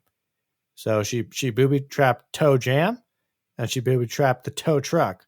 So that truck just got jammed, if I may. This bitch hates with toes. the chain. Yeah. So she has a chance at this point to get on the motorcycle and just go, run away, everything. But no, her goal now is she's going to go back to the Citadel to talk to Immortan Joe because she wants a chance to go back at Dementis and kill him. She's not going to let him get away with killing another one of her loved ones. So she's making her way back to the Citadel on foot, and she's stumbling in the wasteland. She could see the Citadel in the distance. And we get this really cool shot. I wasn't sure if we were going to get it or not, overlooking a high cliff. And on this cliff, who's there, James? It's Max Rockatansky with his V8 Interceptor, chilling in his signature spot. This is not Tom Hardy. This is actually the stunt double of Tom Hardy from Fury Road and the stunt coordinator of this movie. But I have a question. Did he take her to the creepy maggot lady that originally tried to drag her down into the pits of hell? Because she collapses in the distance and Max perks up. He's leaning against his car. And then when he sees her collapse, he stands up and looks over. And then we get a shot of Furiosa being dragged by somebody. They don't show that it's Max, but do you think was it Max? Was he trying to, because I feel like Max doesn't care, or not doesn't care, but he's just like, I think Maggot Lady went out and got her.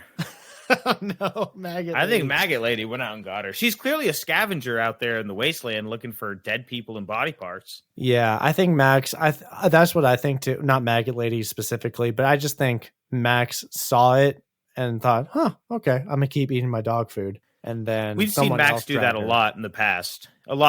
Max will just see something and let it go. Yeah, it kind of drew it up that it was insinuated that it was Max, but I don't think that's a Max thing to do. So she's in this creepy maggot cave and is about to get like severed limbs, and she's like, "Fuck you, I'm out of here." And then runs up. It was a really like weird 10 seconds of what the fuck was that? And she's like, "Go back to sleep."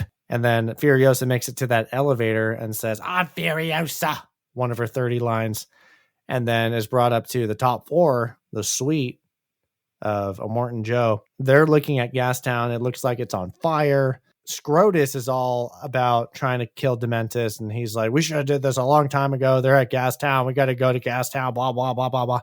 Furiosa comes up and says, he's not at Gastown. He wants you to go to Gastown. Immortan Joe is hearing all these voices, all this input from the peanut gallery, and says, "All right, well, shut up, Scrotus. Shut up, so-and-so. We'll make them think we're going to Gastown." And this is a callback to the good old trickery we saw in Fury Road, because at the turnaround point of Fury Road, Immortan Joe and the crew were heading towards Furiosa and Mad Max. And Mad Max and Furiosa thought, "Oh, time to take the Citadel because they think we're going this way. So let's pull a tricky, loosey-goosey and head back to the Citadel." Same plan here. So they make Dementis think they're heading to Gastown so that Dementis will start heading towards the Citadel. We're going to start a conflict with Dementis, and Furiosa does grab onto Immortan Joe and say, "If you find him, he's mine," which I thought was pretty bold because Immortan Joe seems just like touching a big Immortan king. Joe. That's what I'm saying, because he seems like the nipple man speaks for me. I don't want to waste my breath. I am royalty. Don't touch me. Don't look at me. But she grabs Joe's arm and says, with fury in her eyes, "If you find him, he's mine."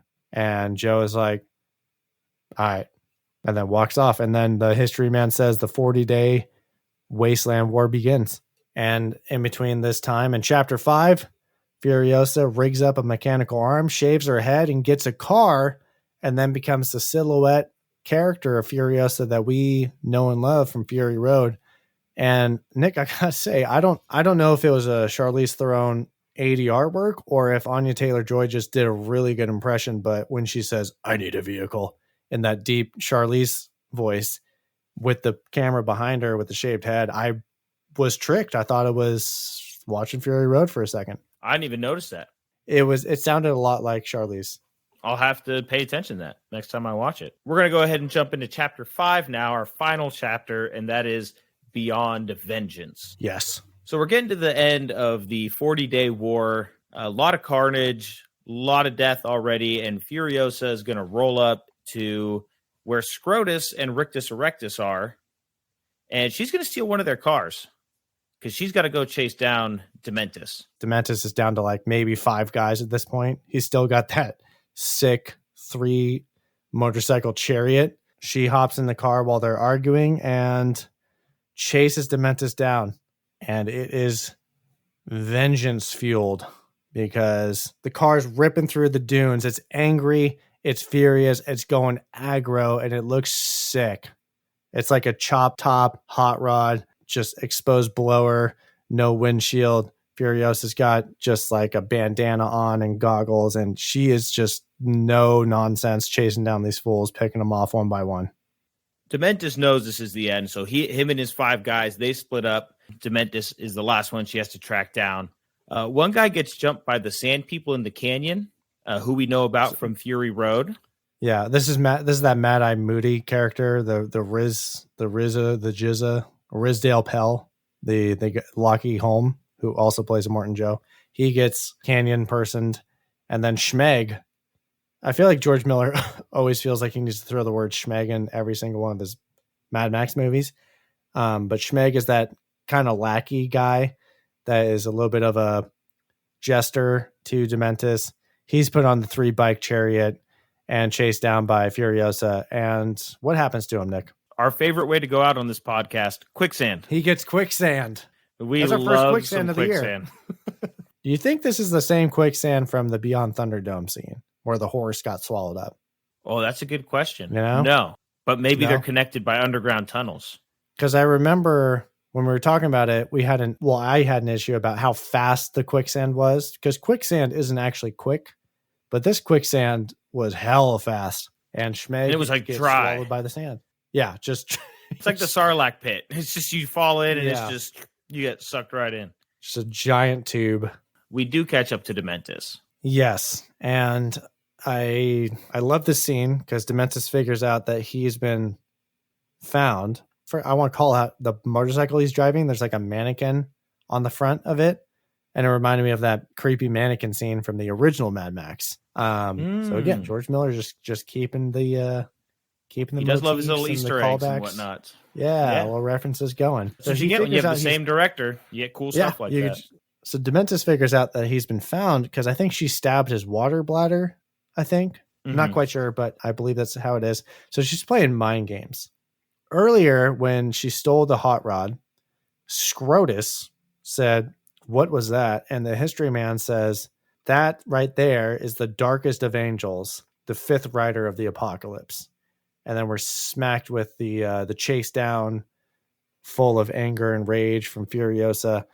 When Dementus figures out that he's been found, this has got to be my favorite shot in the entire movie. Dementus is kind of talking softly to himself, saying, "So you found me," and blah, blah, blah. And then the camera pans and we see the silhouette of Furiosa with like these flowing kind of cape rags, real spooky like.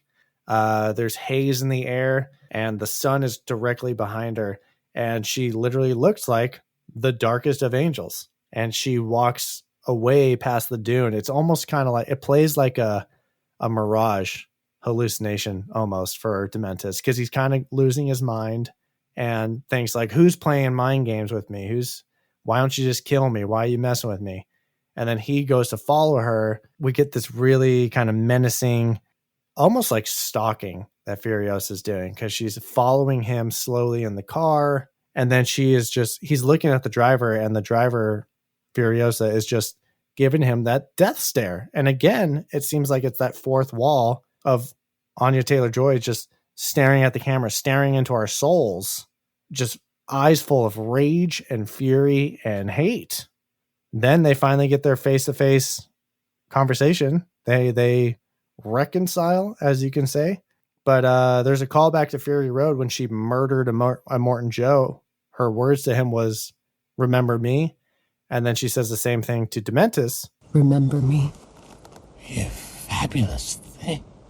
You crawled out of a pitiless grave deeper than hell. And she's looking full Fury Road Furiosa at this point. She's shaved head. She's black markings on the forehead. She's got the mechanical arm. She's looking badass. Only one thing's going to do that for you. Not hope. Hate. He thinks it's about Jack. He thinks it's because he tortured her, tortured Jack to his death. But this is about everything. She's saying, remember me about everything. And basically she's asking for things back that she can't have, like her childhood, her mother. She picks up the bear, the teddy bear. And then this is when Dementus says, "Little D?" And it's kind of like a laugh moment, but also like oh, now he knows. Yeah, because she was saying to him, "Do you remember me? You killed my mother." And Dementus has had such a long history of murdering. He doesn't.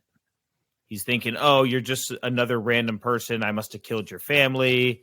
Boo-hoo, whatever." And then finally, yeah, he realizes who it is. It's Furiosa. It's his little D. And his psychotic nature comes through because his eyes light up. Like he's happy. Right. At first he's like, I don't care, whatever, just kill me. Why didn't you kill me in my sleep? You should have just done it already. And then he sees her and he gets happy as if he's looking at his daughter as like he's like it's a win.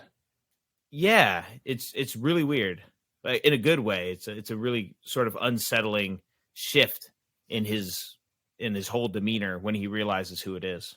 Yeah, and with this realization, it kind of feels like he seems like he can have not an advantage, but just like a stake in the conversation, because he has the audacity to say, "Oh, you're just like me.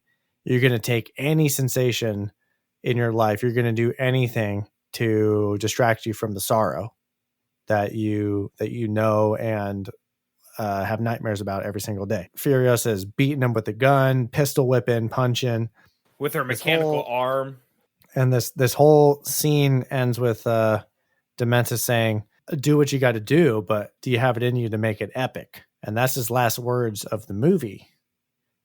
And it kind of alludes to like the War Boys, because they always have to go out in a blaze of glory.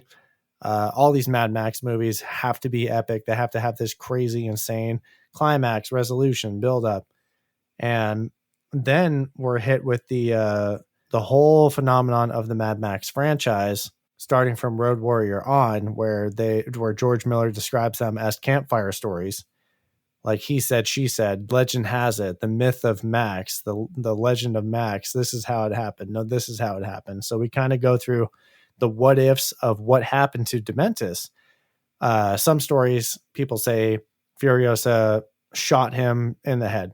And some of them, it says he was dragged behind a motorcycle, just how he did the Jack, to his death. And then another instance, he's hanging from a tree like a crucifix, like he did to Furiosa's mom. But the history man cues us in on what he is claiming to be the truth, because he says she only whispered it to me. And that is what, Nick? She brings him back to the Citadel and lays him down and plants that seed, that peach pit that she's been carrying with her the whole movie, inside of him. And he is still alive with this tree growing out of him as he is stationary, laying there, dying slowly over the years as this tree grows out of him. And I want to point out, this is the same exact spot where she had that heart-to-heart moment with Jack when he was asking, where did the star map take you? The love connection, location, there's hope in the moment, because at the reconcile scene, Dementus says, this is how we survive. You're just like me. It's not about hope. It's about hate. Hate's going to help you persevere. But with this seed planted, it's a little bit of hope in there. And Nick, do you think, I honestly think this is a worse fate to suffer. It's the worst fate. It's the worst fate. I take a bullet to the brain rather than a slow, I'm stuck. I'm a tree. There's a tree coming out of my groin. You just become a tree. Yeah. You are Just a tree, man. Yeah. And it's insane to think about now. If you go, you watch Fury Road and you're like, there's a tree up on one of those bluffs and there's Dementus's corpse up there. Just in the tree. Just a skeleton. Yeah. Well, maybe not a skeleton. He may have still been alive because he was alive at the end of it. Oh, yeah. Yeah. Because the way this movie ends is kind of like, again, timelines. Don't think about timelines. But it basically leads up to she picks a peach off the tree while Dementus is still alive and then goes to the 5 wives that we know from Fury Road. And then we get Charlize as Furiosa loading up the 5 wives into the war rig. And then that's credits. That's our movie. That is Furiosa, a Mad Max Saga, directed by George Miller. So timeline wise, though, it does make sense because our opening of Fury Road is of Mad Max up on that bluff looking at the Citadel, and then he gets taken by the war boys. And in that same time, that same 40-day war, that's when Furiosa does her thing, comes back, steals the brides, and Max is now on the front of that car chasing after her. So timeline-wise, again, George Miller's never too specific with how long someone's been there, a week, a month, 6 months, a year. But we can put the puzzle pieces together of, okay, this is when we saw Max. This is probably when Fury Road started, when she was limping back into the Citadel, when he was watching over her because he was in that area and he never stays in one area for too long. You could sort of overlay him right there. Yeah. And speaking of the part of the episode where we usually hit next is nitpicks.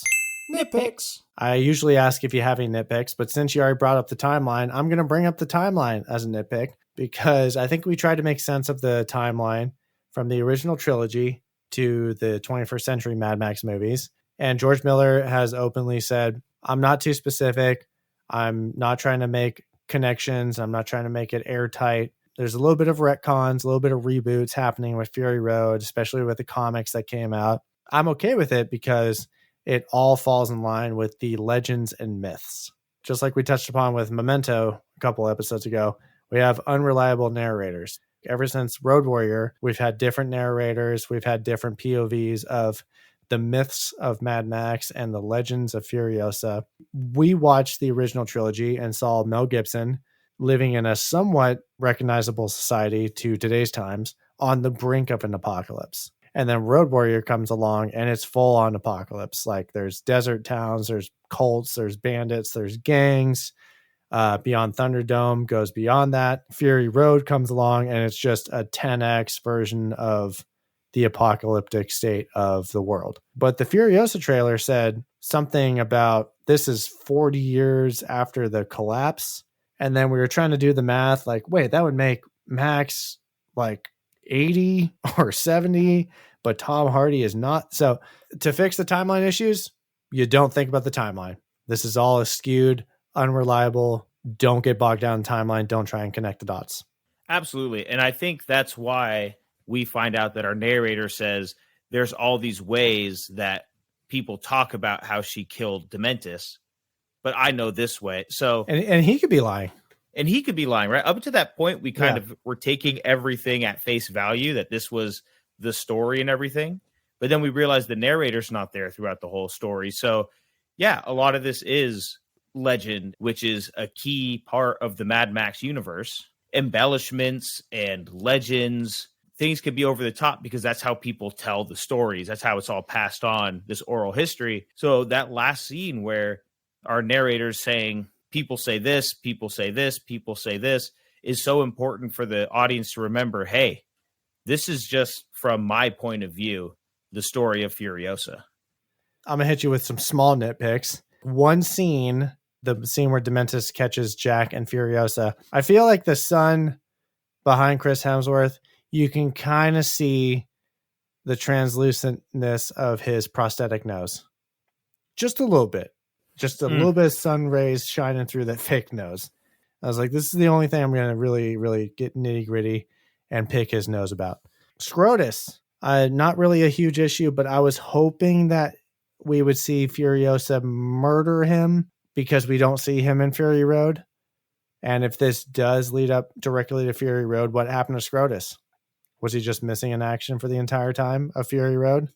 I was hoping we'd see just like how did she lose her arm or how did she get to the Citadel? I was wondering what's going to happen to Scrotus because we don't see him in Fury Road. Last nitpick is just the big question and something that happened in the beginning when Rictus Erectus tries to diddle Furiosa and then she escapes. No one asks any questions of, hey, where did that full life child go? Yeah. It's just kind of left alone. Maybe it was asked. Maybe Joe is just like, I have so many wives, I don't really care. Like, this little kid is nothing to me. She's nothing special. But no one really asked. No one followed up on that. Yeah, it is weird to me that no one knew who Furiosa was, where she came from. I felt like female employees for the Morton Joe, like there weren't really any. She wasn't an employee. She was going to be a future wife. And then she posed as a boy. Right. But where's that kid? The only 10-year-old. Nothing. You got any nitpicks? Yeah, I do. I don't know how nobody saw her chop her arm off. Yeah, that one's fine for me because literally just for hours, 30 motorcycles were just going in circles. There's so much noise happening and sand spitting up. And in that scene, Dementus is just staring off into the distance, like dead inside. So he's not paying attention. I'm okay with that scene, personally. But was she getting circled? Were the gaps like maximum overdrive gaps where you could like easily run through and escape? Because if you're being circled nonstop by motorcycles, I feel like escaping would be pretty tough. Yeah, I think cutting her arm off, and she had time to sabotage the tow truck. That's the big thing, really, is the sabotaging the tow truck. Like no one noticed that. Our prisoner that we had strung up is throwing a chain around the back wheel. I'll accept that as a nitpick. All good there. Talking points, Nick. What do you got? Yeah, I'd like to hear from you how Dementus ranks among a lot of our big bads in the Mad Max universe so far. Absolutely. I might be so bold to throw him at number 1. Let's run through our big bads. Mad Max OG, Toe Cutter, aka Toe Sucker. I feel like I'd have to rewatch it. Maybe I'll have a better appreciation for the OG Mad Max on a rewatch, just knowing where it goes. But I think Toe Cutter was just the leader of a gang. He was compassionate towards his crew. I think his demise is a semi-truck to the face with some large Marge claymation bulging eyes coming out. And that's the end of Toe Cutter. Lord Humongous from Road Warrior. Kind of similar to Toe Cutter, but ups the ante on his aesthetic. All muscle, 95% skin, 5% leather. Wears a Jason Voorhees mask or a knight metal mask, something. He's pretty fair with what he wants. And he does make a sacrifice play at the end of that movie. Again, I think he gets wrecked by a semi-truck, just like Toe Cutter. Beyond Thunderdome, we had Tina Turner as Auntie Entity, and she was very charismatic, but didn't get a lot of on-screen time to really kind of hate her or like, I don't know. That movie was kind of like not the strongest entry in the Mad Max franchise. And then we have a Morton Joe in Fury Road. He's really just an antagonist who is a bad person, does bad things, but we don't get a lot of on-screen time with Morton Joe to learn about why he is so bad. We understand all the bad things he does, but we don't get to really know him and get intimate and get to know those like sick and twisted, what's going through this guy's mind moments. Now we totally get that with Dementus in this movie. Like you said, we're getting a lot of Joker vibes.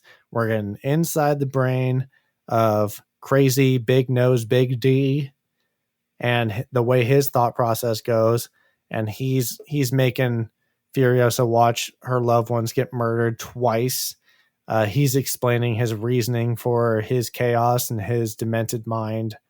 And we get a lot more on-screen time, and we don't necessarily love him. I think Chris Hemsworth kind of adds to the charismatic side of Dementus, just like Tina Turner playing Auntie Entity.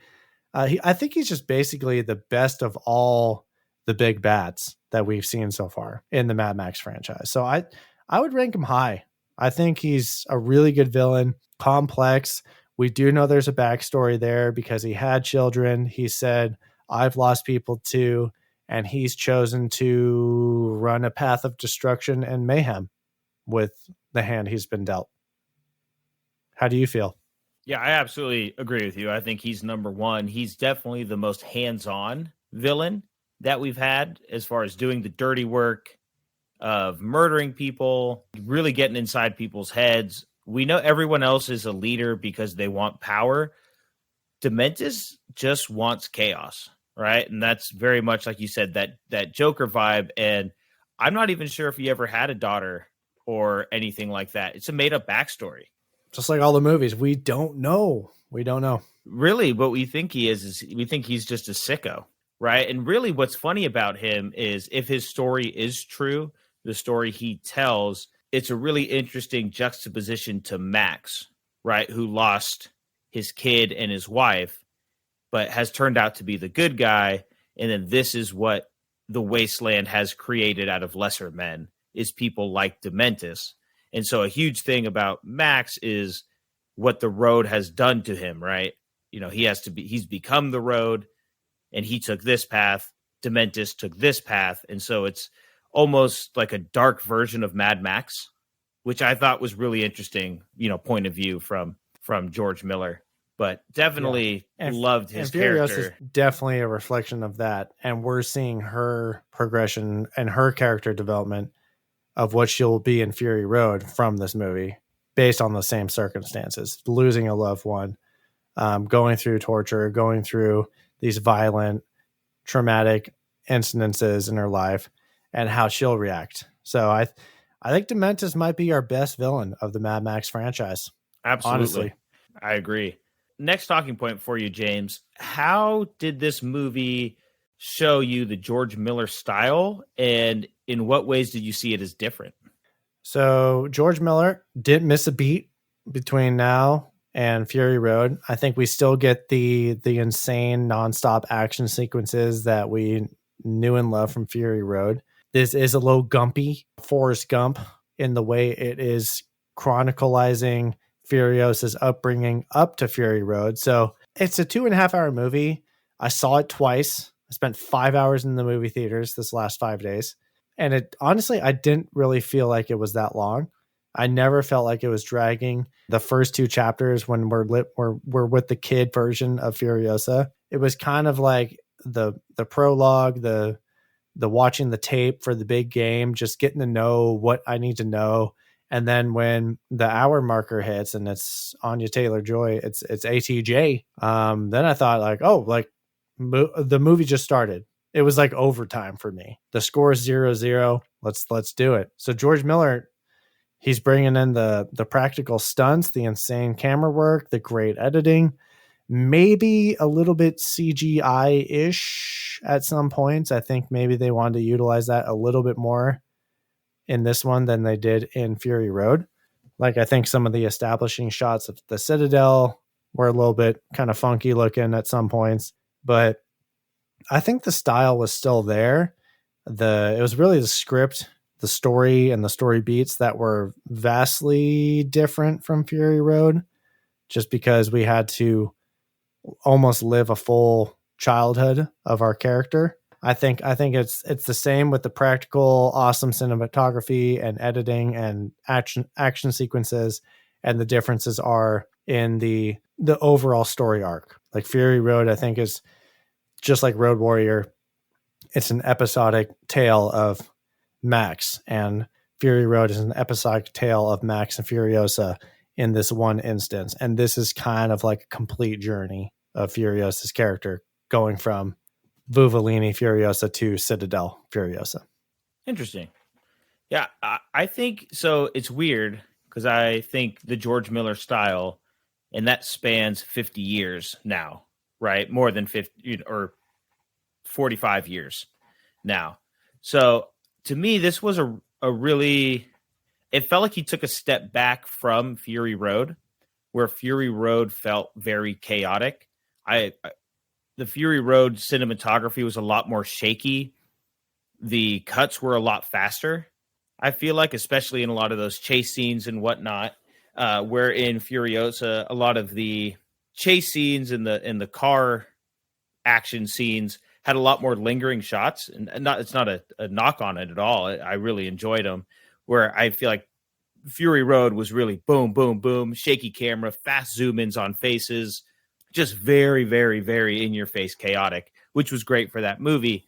But I feel like this was more of a dialed back version of Fury Road, maybe closer to the Road Warrior style, because it was telling more of a narrative, like you said, for Furiosa's storyline and everything. That first hour, right, giving the backstory, and then even in between the action, there wasn't a ton of dialogue, but there was a lot of body language, story being told, more so than Fury Road. So I feel like it was a step back from the Fury Road style. So I thought it was a really good mix of the original trilogy and Fury Road mixed into it. But I definitely feel like I definitely felt dialed back from Fury Road, where Fury Road was just so chaotic, right? The amount of quick cuts and the amount of, remember he said, if there's an extra split second on a cut, I took it out, right? Like, I don't care if a cut's only like a half second long, I want it. And this wasn't that, but I don't feel like this movie warranted that necessarily. So it was definitely George Miller through and through, but I liked the dialed back chaoticness and the more narrative style, of the original trilogy. Absolutely. My last talking point, and we talked about it, it's how much this is connected to Fury Road. This is the first time that a movie is really relying on another movie for backstory and foreshadowing, and this is how this happens, because OG Mad Max, there's Max, he loses his family, he goes insane. No other characters from that movie continue on in the franchise. Road Warrior, he runs into the gas settlement, and Lord Humongous, the gyro pilot, and yada yada, does his thing. No one returns from that movie. Beyond Thunderdome, Tina Turner, Bartertown, the Lost Boys, Savannah, he punched her in the face. Captain Walker, Jedediah, the not gyro pilot. No one returns from that movie. Fury Road, reunited with Max as Tom Hardy. Meet the Citadel. It's crazy. There's comic book tie-ins. And Furiosa is really banking on that lore in the canon. So I thought it was so different and unique and something we're not used to from Mad Max, because we're back with Immortan Joe. We're back with the wives at the end of the movie. We're back with Rictus Erectus, organic mechanics. So not really like a knock on it, but the timeline being arbitrary and unreliable, it gets a little bit of a counter argument here, because you are trying to tie in how Fury Road connects to Furiosa because of how many returning characters there are and locations. And that, I think that makes this movie stand out a lot, and not in a bad way. Just like, it's interesting that we're revisiting all these characters that we saw on the screen 9 years ago. Yeah. And building off of that, one thing I did miss from George Miller is every Mad Max has had its own style in costumes and vehicles, all of that, right? Like, that's something we've loved from the original Mad Max trilogy, and then into Fury Road, is whether it's a lot of leather or it's a lot of makeup or it's a lot of hair. This had to be very in line with what Fury Road was, so we didn't get that extra bit of flair that we're used to in a new Mad Max movie. Just a completely different character style, right? They're not the schmegmas and the whatnot, and it's not the weird. It's just interesting coming back to the War Boys and Immortan Joe specifically. Dementis is brand new. His gang is brand new. Octobos is brand new. So, but I'm saying the way they dress and act is still very Fury Road-ish, right? That's all I'm saying. Like, the characters in Thunderdome are super different than the characters in Road Warrior. Different bad guys, different crowds, different townspeople, villagers, cult members, gang members. So it's interesting to just revisit what we know, and then we think, oh, okay, are we supposed to pay attention to this, and are we supposed to actually take a timeline into accountability, or is this just another adventure in the Wasteland? So it's interesting. I thought it was cool because I think Immortan Joe and Citadel and War Boys were a lot more impressionable than the people of Bartertown or the people of the gas settlement and Road Warrior or Toe Cutter's gang. I thought, wow, what an aesthetic and what a staple. And I think this was supposed to be the mecca of the Wasteland. So I don't think you can quite get bigger than that. So it makes a lot of sense to just revisit that in a prequel setting. I agree. So last point for you, and then we'll move on. And so we talked about the box office results, kind of disappointing. And then what does that mean for the future of the franchise? So George Miller has another installment ready to go called Mad Max The Wasteland. Yep. And we'll be watching it.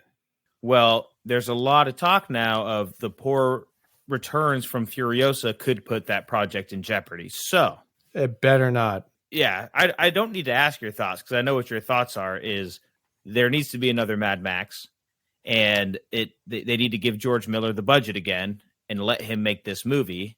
And I know Tom Hardy's agreed to sign on to this. So what are we waiting for? I think it's just the prequel status of Furiosa. It's not Charlize Theron. It's Anya Taylor-Joy, quote unquote, recasting.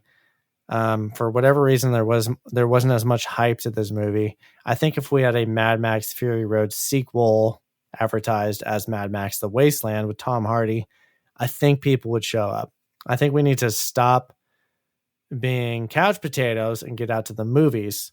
And you need to give George Miller his money, and you need to let him cook and let his wife edit the shit out of this movie so that I can enjoy it. Now, here's a question for you. Would you watch a Mad Max miniseries if they decided to go Absolutely. that route? I think 100%. it'd be sick. I think that'd be a great way to do Mad Max. Totally. All right, Nick. Well, with talking points aside, it's time to hit our mini pops, our mini awards for Furiosa, a Mad Max Saga. Can you tell me what's the best weapon in this movie? There's a lot of them. I mean, for me, it's the war rig. The war rig in and of itself. And if you want me to get specific, it's that damn Bobby knocker, dude. Yeah, that thing is vicious. So that war rig took out so many people. It has guns attached. The Bobby knocker, I think, is, if you want me to get specific, that's my answer. Are you saying Bobby knocker? I think it's Bobby knocker. Bobby knocker, yeah. Yeah. With that said, it's the Bobby knocker. Speaking of getting violent and holding weapons, do you have the best fighter of this movie? Who threw down?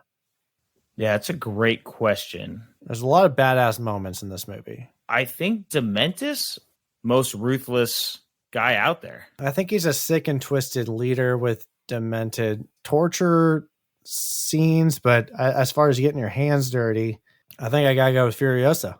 She's a dog. You know, she's biting gas lines. She slit that guy's neck as a child by booby trapping the chain to his wheel spokes and shot multiple people at the bullet farm. She took down a lot of fools. The only one that can rival her is her mom with that sniper. Because the movie's called Furiosa, we should probably pick Furiosa for the best fighter. I'm okay if Dementis is her second string backup. Okay. And with Dementis being a pretty bad guy, I'm going to segue that into the biggest piece of shit this movie. Nick, which character deserves that title? It's obviously Dementis, but I do want to throw out Rictus Erectus for wanting to rape young Furiosa. Also, the maggot arm lady. She deserves an honorable mention here. I thought about that too. You're speaking my language. I was thinking first string Dementis, second string Rictus, third string maggot lady. Okay, I can live with that. It really comes down to that ratio, that smoke signals, the drunk driver being a big piece of shit for 3 minutes versus the abusive, abandoning dad who was featured throughout the entire movie. Did Rictus Erectus have that huge impact? Just no, like the guy from Black Men Rising. I think Rictus Erectus is really just a kind of a special. Like, if this was Thunderdome, he'd be Blaster, right? He doesn't really know what's happening. He just was like pretty girl, you know. That's all he thought. Dementis is actually, he knows very well what he's doing. Yeah, I mentioned a lot in our piece of shit segment. You know, I don't know your motivation. Dementis's motivation is strictly chaos and being a piece of shit. So. I think it's Dementis. Yep, I agree. Opposite effect. Who is our most valuable character of this movie? So we've debated this before about what makes you the most valuable character. Are you the best character? Are you the most important character? I think either way, I have to give this to Dementis. I think his character drives this entire story. I think we were talking about him as a villain. He's an extremely well-written villain. He's played extremely well by Hemsworth. I think he drives most of this movie. He carries it with dialogue for a massive chunk of this movie. So I think it's Dementis. I think he's the most important character to this story. I think Dementis is the reason why Furiosa is the way she is, right? If Furiosa stays in the green place, she grows up like her mom, is still a badass, but is not Furiosa. So I'm thinking about who's the environment around her that shapes her into this new Furiosa warrior. Yeah, I can't really argue much against that. For my MVC, it's Furiosa. The movie's called Furiosa. Very rarely, for whatever reason, we don't hand the main or the most valuable character to the main character. But this is a story all about her and her journey of how she becomes the Fury Road version of Furiosa, and her choices and her life experiences and the lens of the Wasteland that we get to view through her eyes. It's all through this character's vessel. Obviously, this movie would never happen without her. I think 2 very well-deserving NPCs.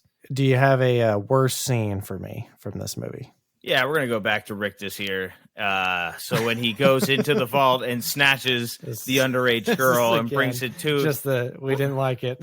We didn't like what happened. No, I didn't like it. He brings her to his room filled with a bunch of dolls and then starts playing with her hair.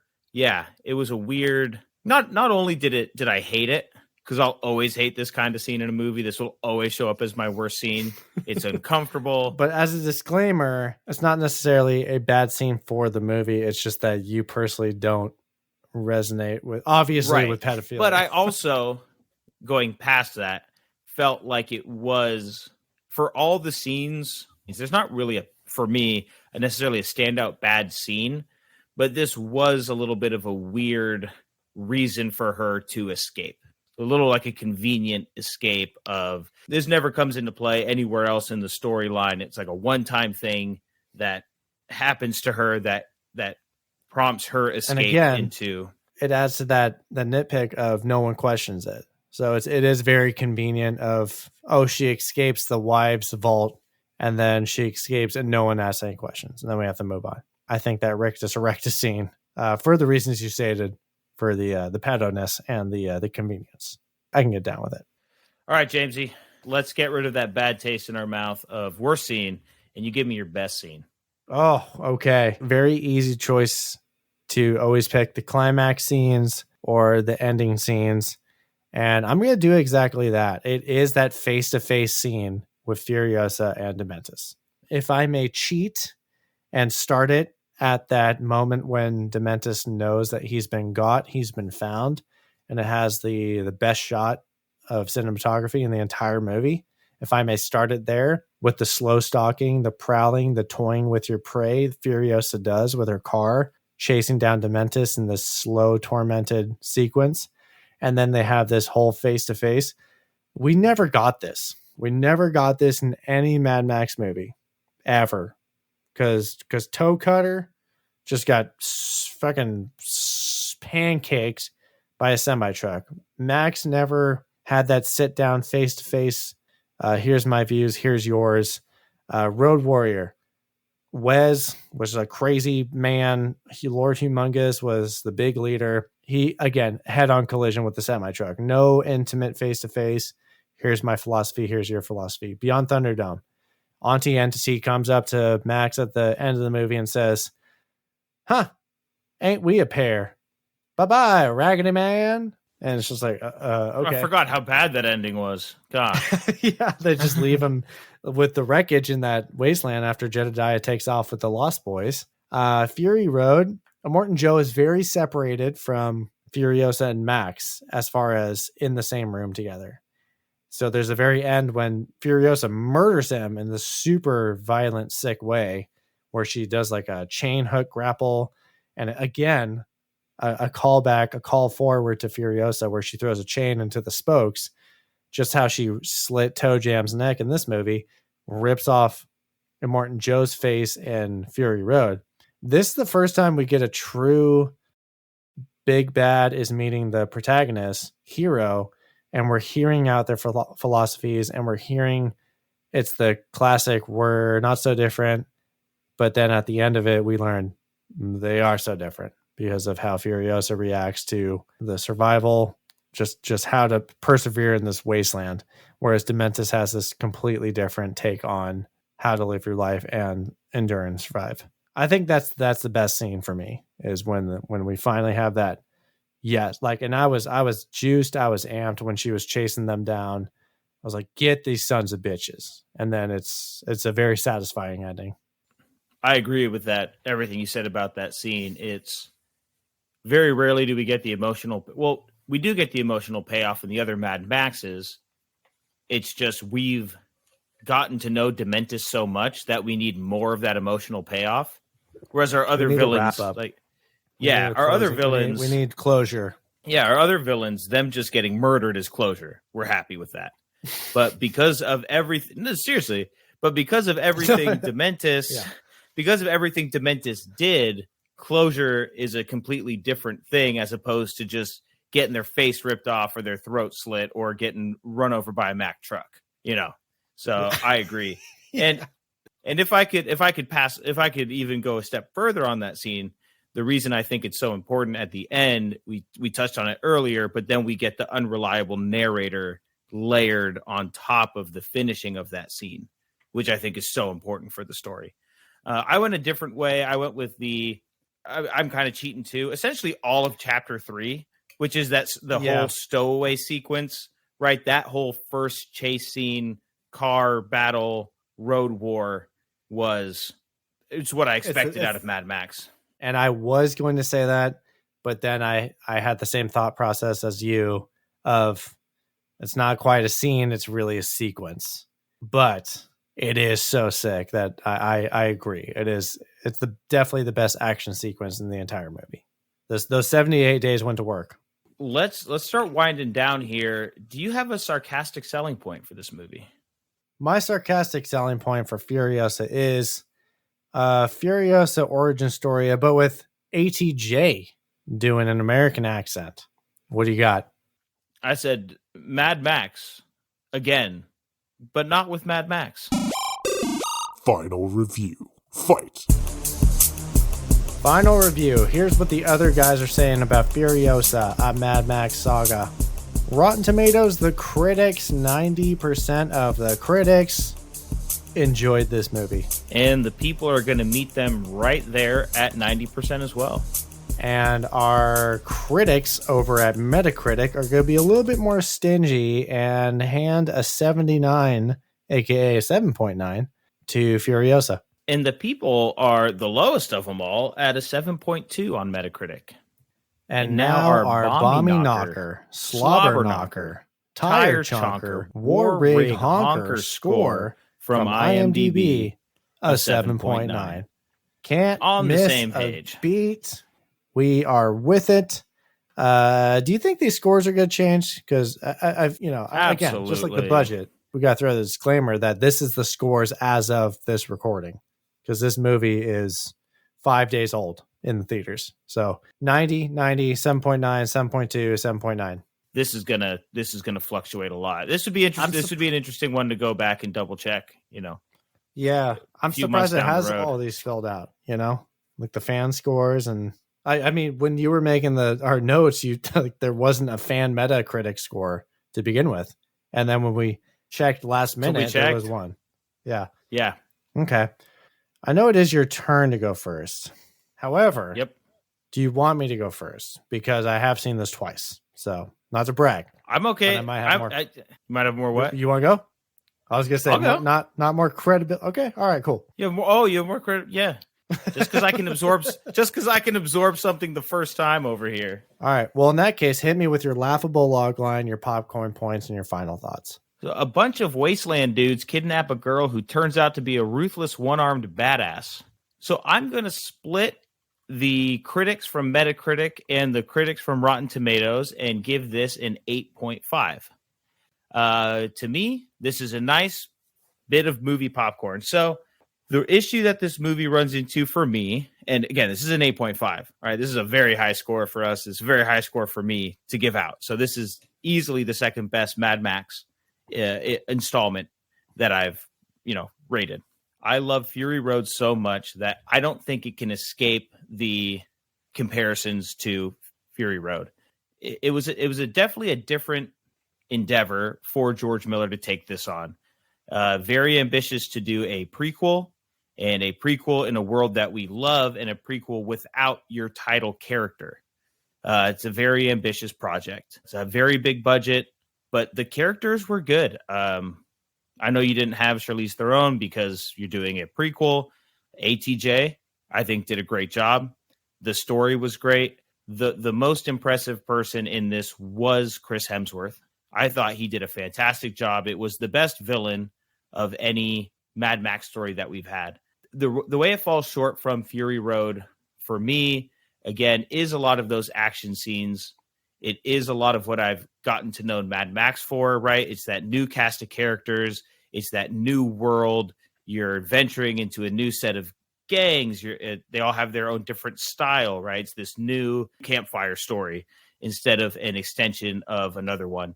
I think they built it in really well to Fury Road. I expect nothing less from George Miller, but when I compare the worlds of Fury Road and Furiosa, there's just a little more lacking, and it was a little weird to me, the amount of build out for the characters. I'm just not used to that in a Mad Max story. I think it did get a little slow at some times. 2.5 hour time, character development, the relationship with Jack, all important things. But it definitely was a lot slower than it reminded me pacing wise, a little more of Thunderdome, but with more action sprinkled in. So definitely much better than Thunderdome. So it's still for me an 8.5. It's done extremely well. It's still George Miller. It's still a style I love. I think I would have liked a little more build on the world of Fury Road instead of the same world as Fury Road, if that makes sense. So still an 8.5. Go see it. It's fantastic. It deserves so much more than $26 million on opening day weekend. Mad Max fans should have been clamoring to go and see this one. If you haven't seen it, do go see it. It's definitely worth the 2.5 hours.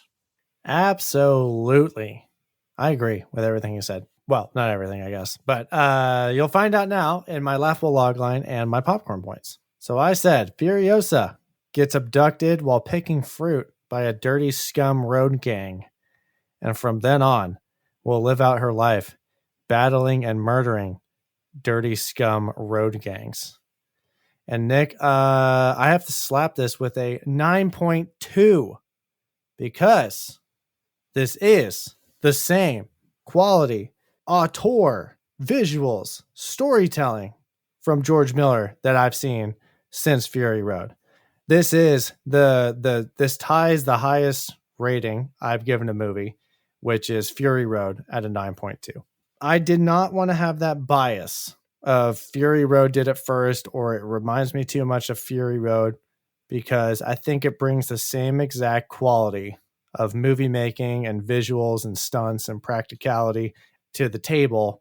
I really think they are just two different animals, but the same beast.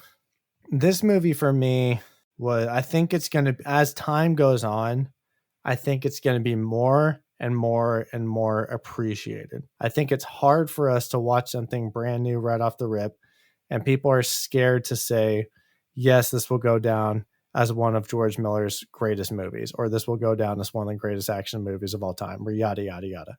Fury Road, I think, was top 5, 3, 2, 1 greatest action movies of all time. What I like about this movie is that there is more of a story arc. So for Fury Road, I loved that it was that myth, that vignette, the episodic tall tale. Mad Max is here for another crazy adventure and he's along for the ride. And Furiosa really took over that movie. And it was all visual storytelling and action sequences and nonstop. And that's why I loved it. I love this movie because we get that, and then we get a little bit more. We get more story development. We get more deeper characters. We get to know Furiosa's backstory. We get to know Dementis on a more intimate scale. And as this movie starts out, the history man asks us, as the world falls around us, how must we brave its cruelties? And we get to explore the answers of that through two examples. One of them being Dementis. He's lost it. Big D is big crazy. And we hear him in that Joker style of losing his mind, kind of mumble, I can't afford to be soft. We got to keep doing stuff. We got to keep killing. So something happened to this individual. And I'm interested about the cycle of violence that was going on in his past that has made him spiral into madness. Whereas Furiosa is, just like Dementis said, is the same. She is the victim of violence. She's not quite as unhinged as Dementis. She doesn't quite kill for sport. She's killing for vengeance or self-defense. And all of her anger and fury is really directed towards Dementis. And it's this lifelong grudge that she holds against Dementis. So we get to see the parallels of these two characters, the protagonist and the antagonist. Dementis says, you'll take any sensation to take away the sorrow because we're already dead inside. But Furiosa proves to be different, probably feels dead inside, but she does live by hope rather than hate, than Dementis says. So he goes through a downward spiral into madness and eventually imprisonment because of his own actions in this movie. Furiosa shows us the answer to the history man's question, because she braves through the cruelties, through her actions, her bravery, her suffering, her wit, her love, and by the end of this movie, her vengeance. And with the mission, the call to action at the beginning from her mother saying, you need to protect the green place, take this seed, plant it when you come back, and preserve our legacy. So by the time Fury Road comes along, we learned that the green place is uninhabitable. And after we see what it is and how magnificent it is in this movie, it makes it that much more of a kick to the ovaries to know its fate. However, it makes the ending of Fury Road carry a lot more meaning because the Citadel is now the green place. It has trees on the caps of its bluffs, on the rock formations. It has water. It has potential to become truly a good place. The green place is simply now just the Citadel, rather than located at the pole of inaccessibility, wherever the original green place was. Just like Thor Ragnarok, Asgard is not a place, it's a people. So we know at the end of Fury Road, Furiosa and the wives are insinuated to be the new rulers of the Citadel. We can only assume that they'll do a better job, and this spiritually is the green place. So Furiosa unknowingly planting the seed of revenge and vengeance of Dementis at the top of the Citadel, this was protecting the green place. So she did live out her mission from her mom that was bestowed upon her from her sacrificial move. And I just love that caps off our full circle story arc about the themes, the character of Furiosa. I think it's just as good as Fury Road.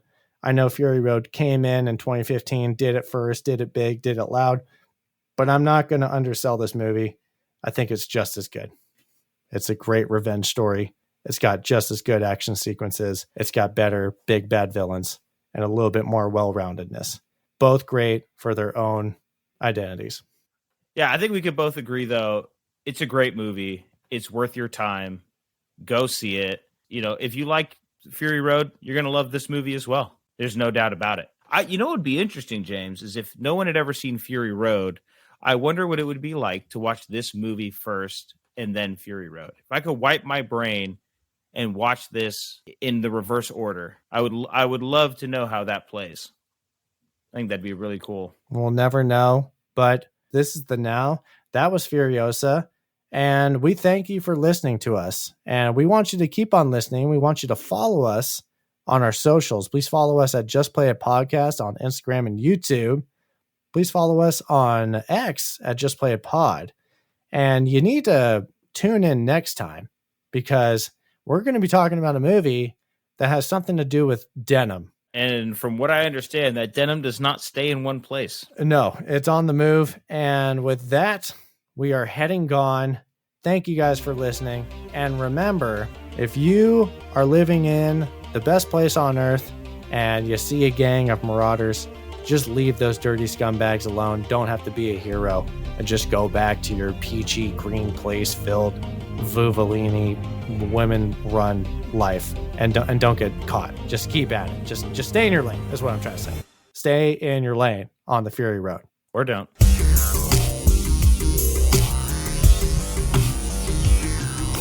Jack is like, hit the road, Jack, I'll pop your corn dog on Brokeback Mountain. and don't you come back.